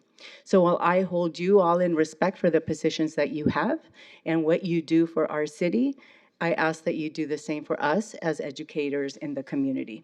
So I look forward to your response. I hope that we have an opportunity to connect and that we can share with you the things that we are so very proud of that we do in the Oxnard School District. Thank you. Thank you very much. Our next speaker is Ron Wiesanski, to be followed by Doug Partello. Hi. When I was growing up, my dad told me that there were three sides to a story: their side, his side, and the truth. So basically, he told me to get the facts before I made a decision. So I got a quick statement here that I would like to read. In case some Oxnard District 3 voters are unaware, there is currently a grassroots effort to recall your elected city councilman, Aaron Starr. Many of you voters may have or will sign a petition to place the recall on the upcoming ballot. You certainly have the right to do so, and we respect that. But have you heard both sides of the story, or just prosecution of the grassroots leader? What's ironic is that the same grassroots leader publicly proclaimed on Facebook that he was against recalls. Through then to be a waste of money, or thought then to be a waste of money, and stated we must be careful how we vote. And now he initiates a recall. I, for one, can agree with the third element related to the careful voting. I don't know exactly what the leader is telling Oxnard voters. However, it is obvious a single-sided position. Is the leader telling voters the entire story? Doesn't Councilman Starr deserve a chance to present his side of the story? His rationale, reasoning for his actions. Who knows, voters may even agree with the councilman if you heard his side. After all, if District 3 voters who put him in office in the first place based on his platform. Even a person on trial for murder has legal representation to relate his or her side of the story. The jury gets to hear both the prosecution and the defense side of the story prior to making a decision. Have you heard both sides? Wouldn't you yourself want others to hear your side if you were Councilman Starr's position? I urge all voters in Oxnard 3 to give Councilman Starr a chance to present his story. Please don't make hasty decisions when only the prosecution's case is presented. If you as a voter are on the fence on the issues or even believe you are convinced by signing the petition prior to voting, please contact Councilman Starr and present your issues or questions and at least give him a chance to explain his side. If you still feel Councilman Starr should you, sir. be I'm sorry, your removed time has from expired. office and reviewing all Sir. evidence and study both sides of the story. Mr. then all Vizansky? means Sir, your recall. time is up. Thank you. That's your right. Our next speaker is Doug Partello, to be followed by Larry Stein. Good evening, Mayor Pro Tem, City Council, staff, and the public. I got involved with Oxnard after my 20 years of doing international humanitarian work was no longer possible because of a change in government. They were not allowing, certain outside NGOs to operate in their country. We were doing medical mission, dental mission, community development work. We were sending humanitarian aid to Nicaragua, Honduras, and other countries. So I got in touch with some people because now I'm shifting. I was always involved with the homeless locally. It was just a passion of mine for a very long time. And so I wanted to get in touch with people that seem to know what's going on here in Oxnard. Because I really was like a lot of folks, really not knowing exactly what's going on with City Hall. And one of those people I got in touch with was Aaron Starr. I didn't know him from Adam. And I had a lovely conversation with him, and I asked a lot of questions, and he took a lot of time to answer a lot of questions I had. Some of those questions were economic, because one of the things when I retired that I got involved with was landscaping. I'm the dog walker, so now I'm really seeing the landscaping. And I really live in a beautiful neighborhood in Oxnard, in North Oxnard, and that's why I moved there in '92. It was beautiful, and they kind of let it go. And there were homeless encampments, the dead bushes, overgrown landscaping. And I got in touch with the city like, hey guys, what's going on with the landscaping? Didn't like the answers I got. I got a lot of excuses. So I created a not a nonprofit, but a grassroots, Oxnard Grassroots Volunteers, and started cleaning up the landscaping as a grassroots effort. Got in touch with Marvin Booth, got in touch with the Parks Department, started working with city staff and cleaning up my neighborhood. If you go down Ventura Road by Doors, you'll see the agaves. Once I got it all cleaned up and planted plants and did that, homeless efforts, cleanup efforts. I worked with Aaron Starr to educate myself on finance. He's a CPA. He is an efficiency expert for a high-tech company here in Oxnard. They employ like 1,500 people. I thought, great, finances, that's what the city does. They get money in and they put money out to deliver services, right? So this guy knows finances. So he educated me a lot on finances. And I don't agree with everything that he puts out, but he really cares about this city. He sacrificed a lot personally to try to make Oxnard better. Now, there's a lot of folks that don't agree with him. They don't really like his approach, and that's fine. That's why we have the republic that we have, representative, right? So, we shouldn't vilify people, and that's what's happened to me. I mean, my council person in District 1, when I went after the fireworks, he would never get in touch with me. I mean, we can do better. We really can do better. Thank you. Thank you, Mr. Bartello. We have Mr. Larry Stein, and then followed by a virtual speaker. And while Mr. Stein's making his way up, this is a last call. We're near the end of our list here, and we've already suspended the rules So if there is anyone else here who would like to speak, this is your last call for that. Go ahead, Mr. Stein. Good evening, Mr. Pro Tem, members of City Council, staff, the audience, and the general public who might be listening. Some people think I might be a Jabberwocky or a gadfly who just likes to talk. That's not quite the case, but I do enjoy talking. I try to raise points and raise issues. Right now, there's a survey out, maybe the survey is completed, asking for your opinion on sales tax in so many words. But one question is lacking, or one series of questions are lacking. I think the city should ask, are you in favor of sales tax or not? If you're not in favor of it, you're not in favor of it. Then the second question you should ask is, should the sales tax be passed by a simple majority or by 2/3 majority? If the sales tax is passed by a simple majority, the city manager can do whatever he wants with the money. As you know, you have a budget, but the budget can be overridden and changed anytime he wants to. The third option is have it passed by 2/3 majority. So if you're going to have an option by 2/3 majority, you can decide, well, how do I want my money spent? Should the money be spent in the neighborhoods? Should it be paid toward salary increases? Should the money be paid to support our pensions? But the public, the people who actually vote for the money, should decide what they want to do. And that survey the city has promoted should ask the same questions. What do you, as a general public, want to do? Do you want to just do nothing, not have a sales tax increase? Or do you want to have a sales tax increase by some majorities so the city stays status quo and they spend more money? Not necessarily wastefully, but I question how it's sometimes spent. Or do you want it spent by a means to have specific needs fulfilled? For example, our neighborhood streets have not been paved in over 15, 20 years, maybe even 30 years in my case. Perhaps seawalls need to be built. Perhaps there are capital improvement projects that people want to see done. But those questions aren't being asked. Perhaps the city should be asking these questions and perhaps produce a different survey where people have the options. Do you want a sales tax or not? Do you want a sales tax passed by a supermajority? Or do you want it passed by a simple majority?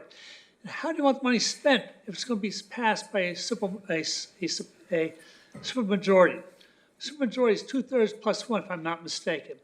But again, I don't consider myself a Jabberwocky or a gadfly, but an activist. I offer opportunities to have solutions, and not just talk on and say nothing. Thank you very much for your time, and have a good evening. Thank you, Mr. Stein. Madam Clerk, we have our virtual speakers. We have two. Number 13, I believe, as the orange one. I think they've had their hand up for some time. Thank you. Yes. Virtual speaker, if you can press *6 to unmute, and you have 3 minutes starting now.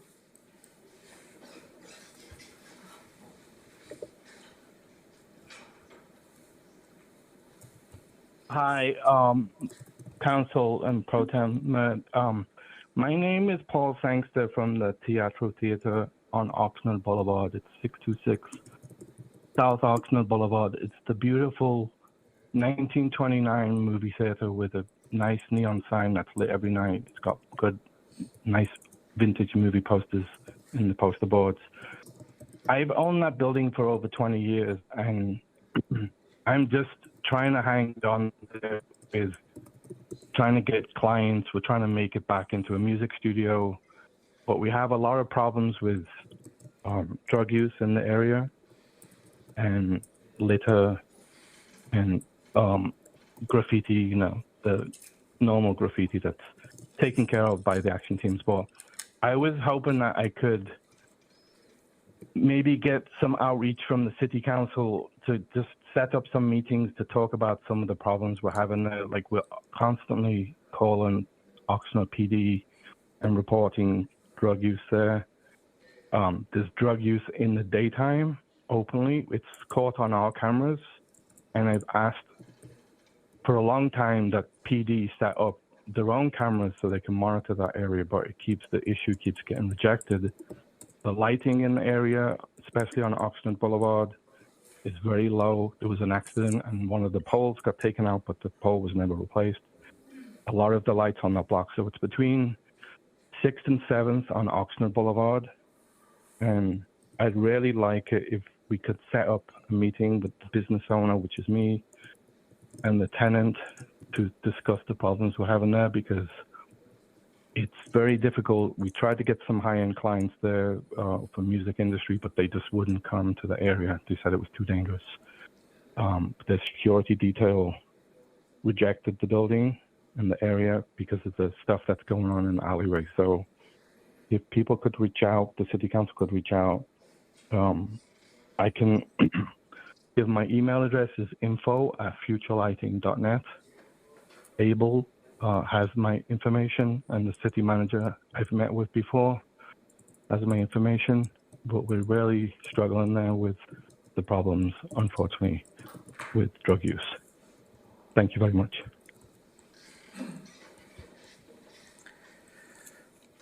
Thank you very much. Madam Clerk, this will be our final speaker. Speaker 14, virtual speaker. Virtual speaker, if you can press *6 to unmute, and you have 3 minutes starting now. Hello, this is Manuel Herrera, creator of Citizens for Better Oxnard. However, I'm here speaking on my own behalf. This message is to Aaron Starr and his clan regarding the video they just posted. So you guys claim that you want to protect taxpayer funds, and that's great. That's a great cause. But at least be fair about it. At least be equal in your attacks. What am I referring to?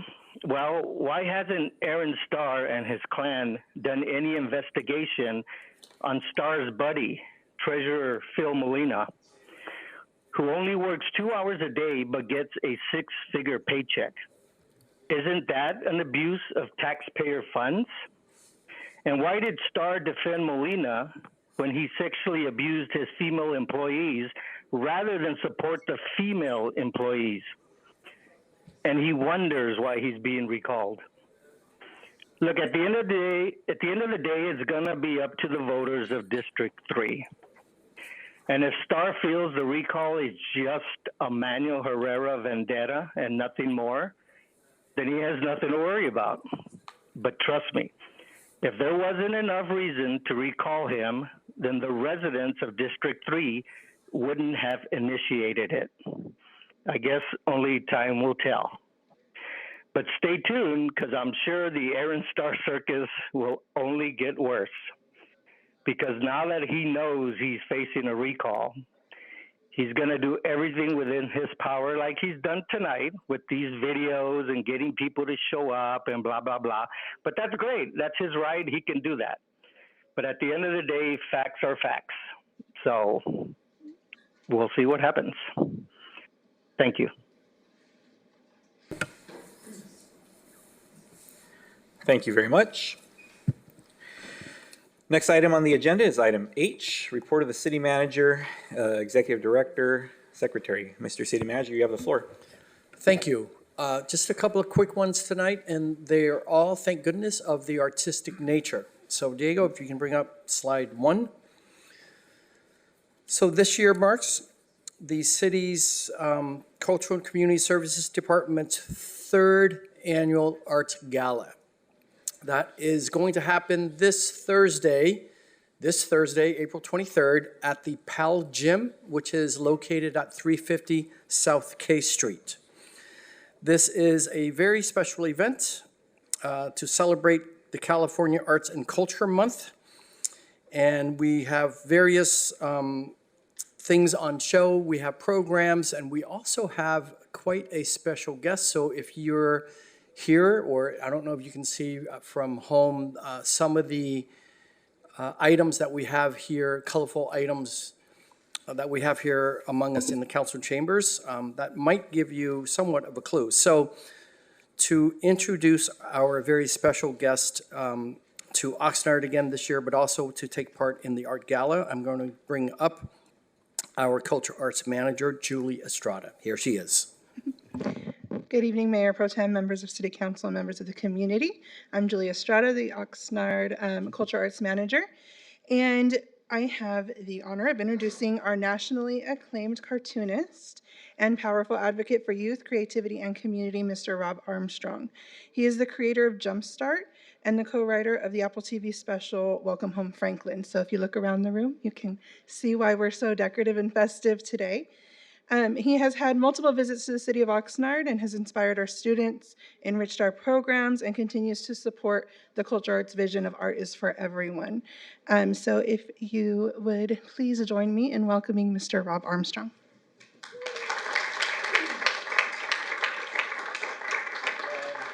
Thank you, Mayor Pro Tem and the City Council for including me and my characters here tonight. This has been it's a whirlwind, but I've had a chance to really be a part of the elevation of the expression of art in the city of Oxnard for a few years now, and it's unusual. Art deserves to be elevated, and what I share with the kids is that art also includes you in a permanent way in this world. There's a mural in the library that I had the honor to paint a few, like 2 years ago. But I worked with the kids for the whole library. So the kids did their mural, I did mine. And as I shared with so many classrooms, both elementary school, the middle school, and even the senior program, art gives you a voice. You're included, and you're included in a permanent way. Just to see what this city does to elevate the arts. I've been to a lot of cities. I've done a lot of public speaking, and it is rare to see a city, unless you go to Europe, where you see it a lot, actually, in Paris and France, in Italy, places like that. But to see this here on our homeland, to see a city that elevates kids, gives them a chance to put that permanent paint on a wall somewhere, that elevates their mind. And I've had a chance to be a part of something I consider to be a true renaissance. And I hope it continues, and I hope you continue to invest in it the way that you have. It's been a very exciting experience for me. Thank you, Mayor Pro Tem. Thank you, Mr. Armstrong.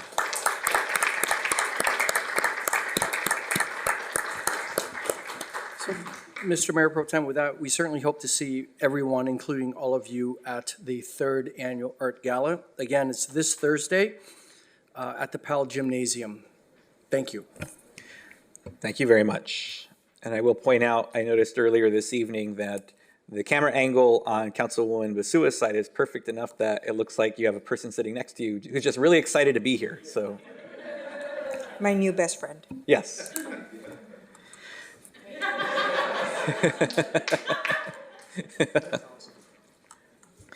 All right, thank you. So the next item on the agenda is item I, City Council, Housing Authority, Successor Agency, Financing Authority, Business Committee reports. At this time, a member of the legislative body may make a brief announcement or a brief report on their activities. Further, members of the legislative body may request to schedule consideration of whether to place an item on a future agenda. The legislative body cannot enter in a detailed discussion or take action on any item presented during this report. The member's report shall not exceed 3 minutes unless additional time is granted by the presiding officer. So we will start, as we typically do, on the end here and work our way down. And since we have Housing Authority 2, Commissioner Andrade, do you have any updates for us? Okay, thank you. Okay, Councilwoman. Well, thank you for that highlight. That I believe in art and inspiring the next generation and being able to plant those seeds in our community. And it's just amazing to be able to have that here in the city of Oxnard, especially as someone who is born and raised in this community and really believes in the culture and the vibrancy of this community and really wanting to see it to be successful and thrive. So thank you for coming up and investing in our community in the way that you have. Just to share a little bit of reports on my end as a representative for District 6. Saturday, April 11th, we had a bulky item event over at Southwinds Community and really wanted to just thank our staff, our community members out there. I feel like Environmental Resources and the team there have been such a strong partner with me. I feel like we're in constant communication, whether it's through 311 updates and making sure our neighborhood and alleyways are cleaned up. And yeah, just wanted to appreciate the time. I know prior to that weekend, we had another bulky item event, so it was nice to see the continuation from one event and having that second cleanup the following weekend.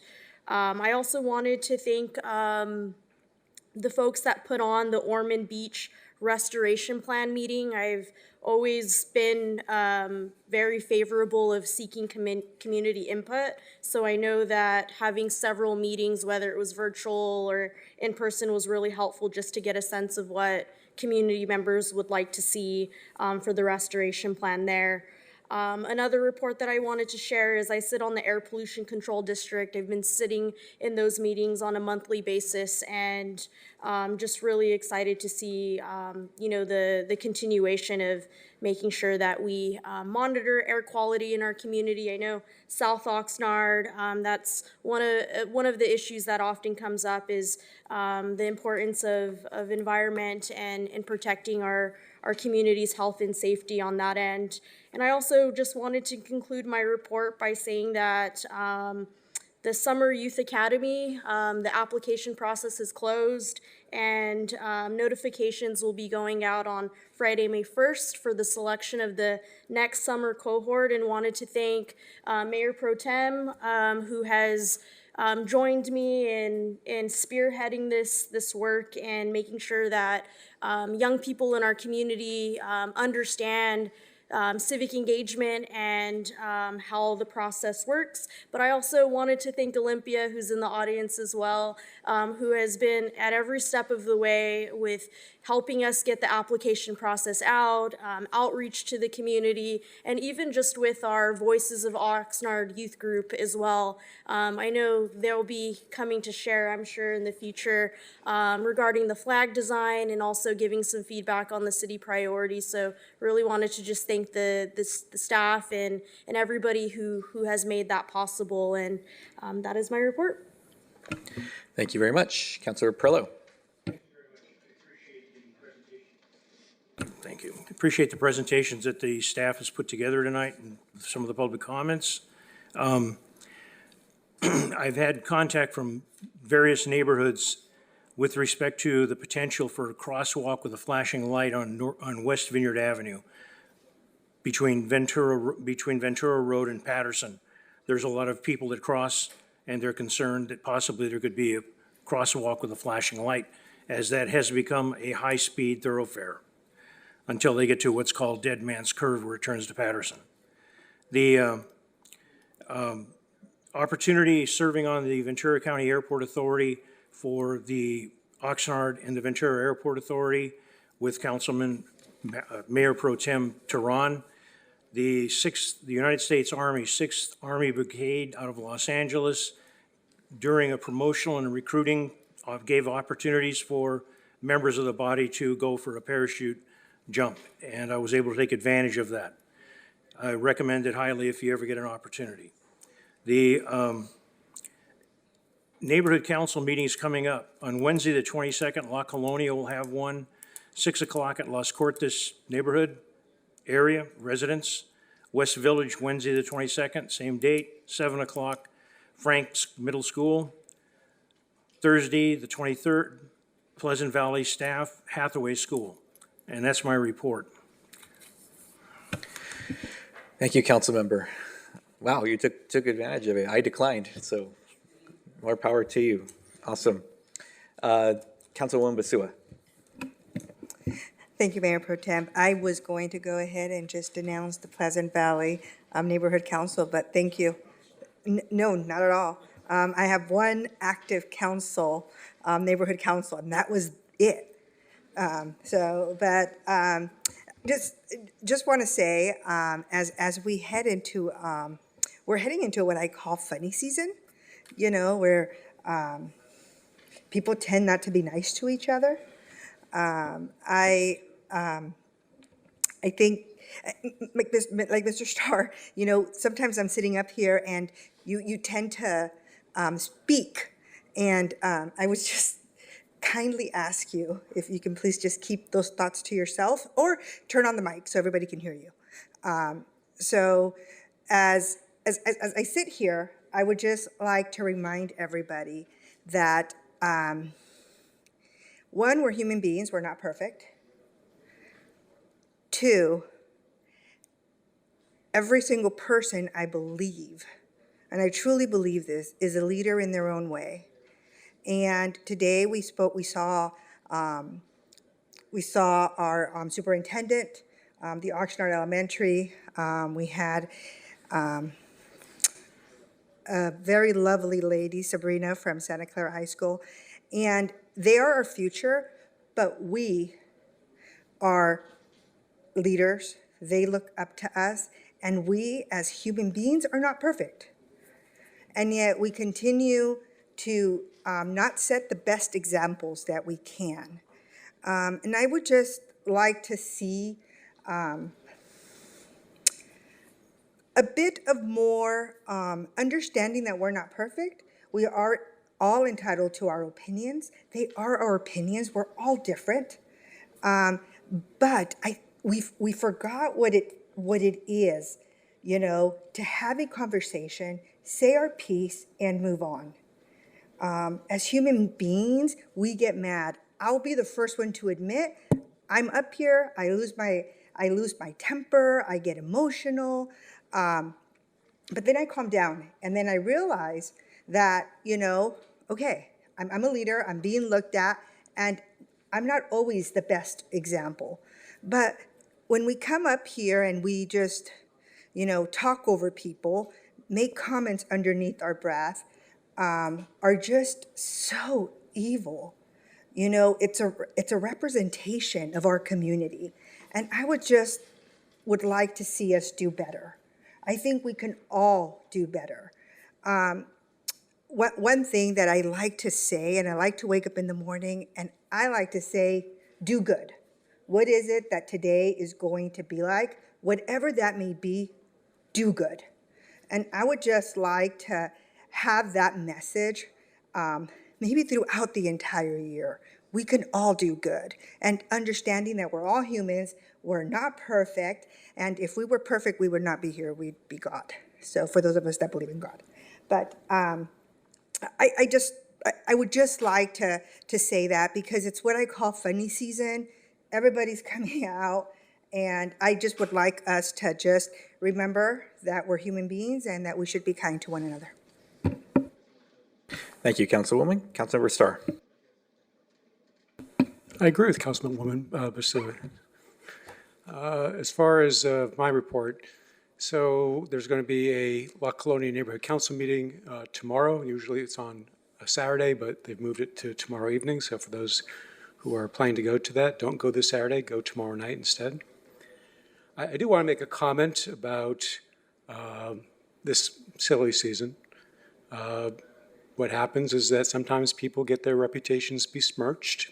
I felt like mine was during a previous meeting. I was told that I'm disrespectful to staff. It's like, no, I think most of our staff are hardworking, honest people. They want to get the job done and hit that ball out of the park. But occasionally, like you have in any organization, you're going to have a bad apple or two. And we had a whistleblower report suggesting that there was something worth investigating there. And I don't think the city did a really good job of investigating it. And now that we have the actual data, undeniable data from GPS of that truck, showing what this employee was doing every single day, I think that that's facts and evidence. That is something that needs to be looked at. And I think that the investigation was prematurely closed. I'm going to ask Ms. Purcell if you can provide the information to the entire council, provide it to city staff if they want, and so they can see for themselves what the data undeniably shows, which is that we have an employee who's being paid and isn't always working.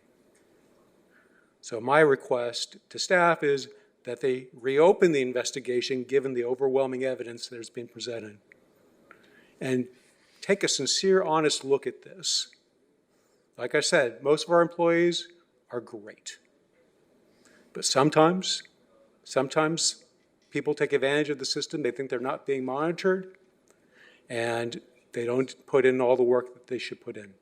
And we owe it to the folks that are paying the bills out there to do an honest day's work for what we're paid. And that's all I have to say. Thank you. Thank you very much. Councilwoman. Yes, I have two quick reports. I attended a Kamala Neighborhood Council. Their next meeting won't be till September, but they did get a presentation about the changes in the, well, actually the enforcement of the fireworks and the use of basically enforcement. And so I know we had Officer Serratos come and present to them. And they also discussed just orientations and tours for water. And there's gonna be, yes, I think on the 29th, there's gonna be a tour for anybody who's interested in the Gallegas Water District. So if folks are interested in that, I'm happy to connect you. And then I also attended the animal shelter town hall that happened at the OPAC last week on the 15th, I believe. No, the 14th of April. They did a really good job in terms of sharing just the need for spay and neuter, and you know, there's a lot of efforts from community volunteers who capture and release, and the animal shelter is really taking a hands-on approach. Over 40% of the animals at the shelter are from like the Oxnard area, and there was a lot of great information shared at that town hall. And there's more town halls coming in different parts of the county, so folks who want to learn more about it can keep your eyes open for that. Their new executive director is doing a phenomenal job. And I just want to do two shameless plugs. The Latino GDP report for 2025 here for Ventura County is going to be hosted tomorrow at Oxnard College from 3 to 5:30. So it's open to the public, and there's going to be a lot of information about the economic contributions of Latinos in the area, and amazing speakers coming from UCLA and CLU as partners. So I don't want to leave out other partners because I just know it's being hosted at Oxnard College. The other thing is that we're having the family day at Oxnard College on Sunday from 12:30 to 4 p.m. And yeah, I'd love to see folks there. So it's like an open house where you can check out all the departments and divisions, and nonprofits will be tabling out there. Usually the last Sunday of the month. There are free legal aid attorneys for immigration and undocumented folks. So the swap meet justice happens every Sunday on the last Sunday of the month at the swap meet at Oxnard College. So it's an expanded version of that. There's about 27 different nonprofits that come the last Sunday each month. And this one time of the year in the spring, we have our family day where we open up basically all the different departments and divisions, and you should check it out. Yours truly will be emceeing that, so they'll be fun. Great, thank you very much. I just have a couple of quick items, and before we go to this, Madam Clerk, for our next items for info consent, I apologize. I failed to mention to you that I need to recuse myself from the animal services item. I know you already structured our votes, so I just want to give you that heads up on that. That will be item L6, excuse me, L6. So just want to give you that heads up because I know you've already worked on that, so my apologies. All right, so some quick announcements. So I attended the Continuum of Care meeting for the month of April, and also attended the Oxnard Police Employee Recognition Celebration, and attended along with Councilmember Perello as well. And we had our Voices of Oxnard Youth meeting that just this past week as well. And they're doing some amazing work, as Councilwoman Perez had alluded to. Also attended the River Park Neighborhood Council meeting and the Carriage Square Neighborhood Council meetings. And Sierra Linda Neighborhood Council will be meeting this Thursday at 7 o'clock at Sierra Linda School. And lastly, I had the fortune and honor to attend the African American Youth Leadership Awards on Sunday.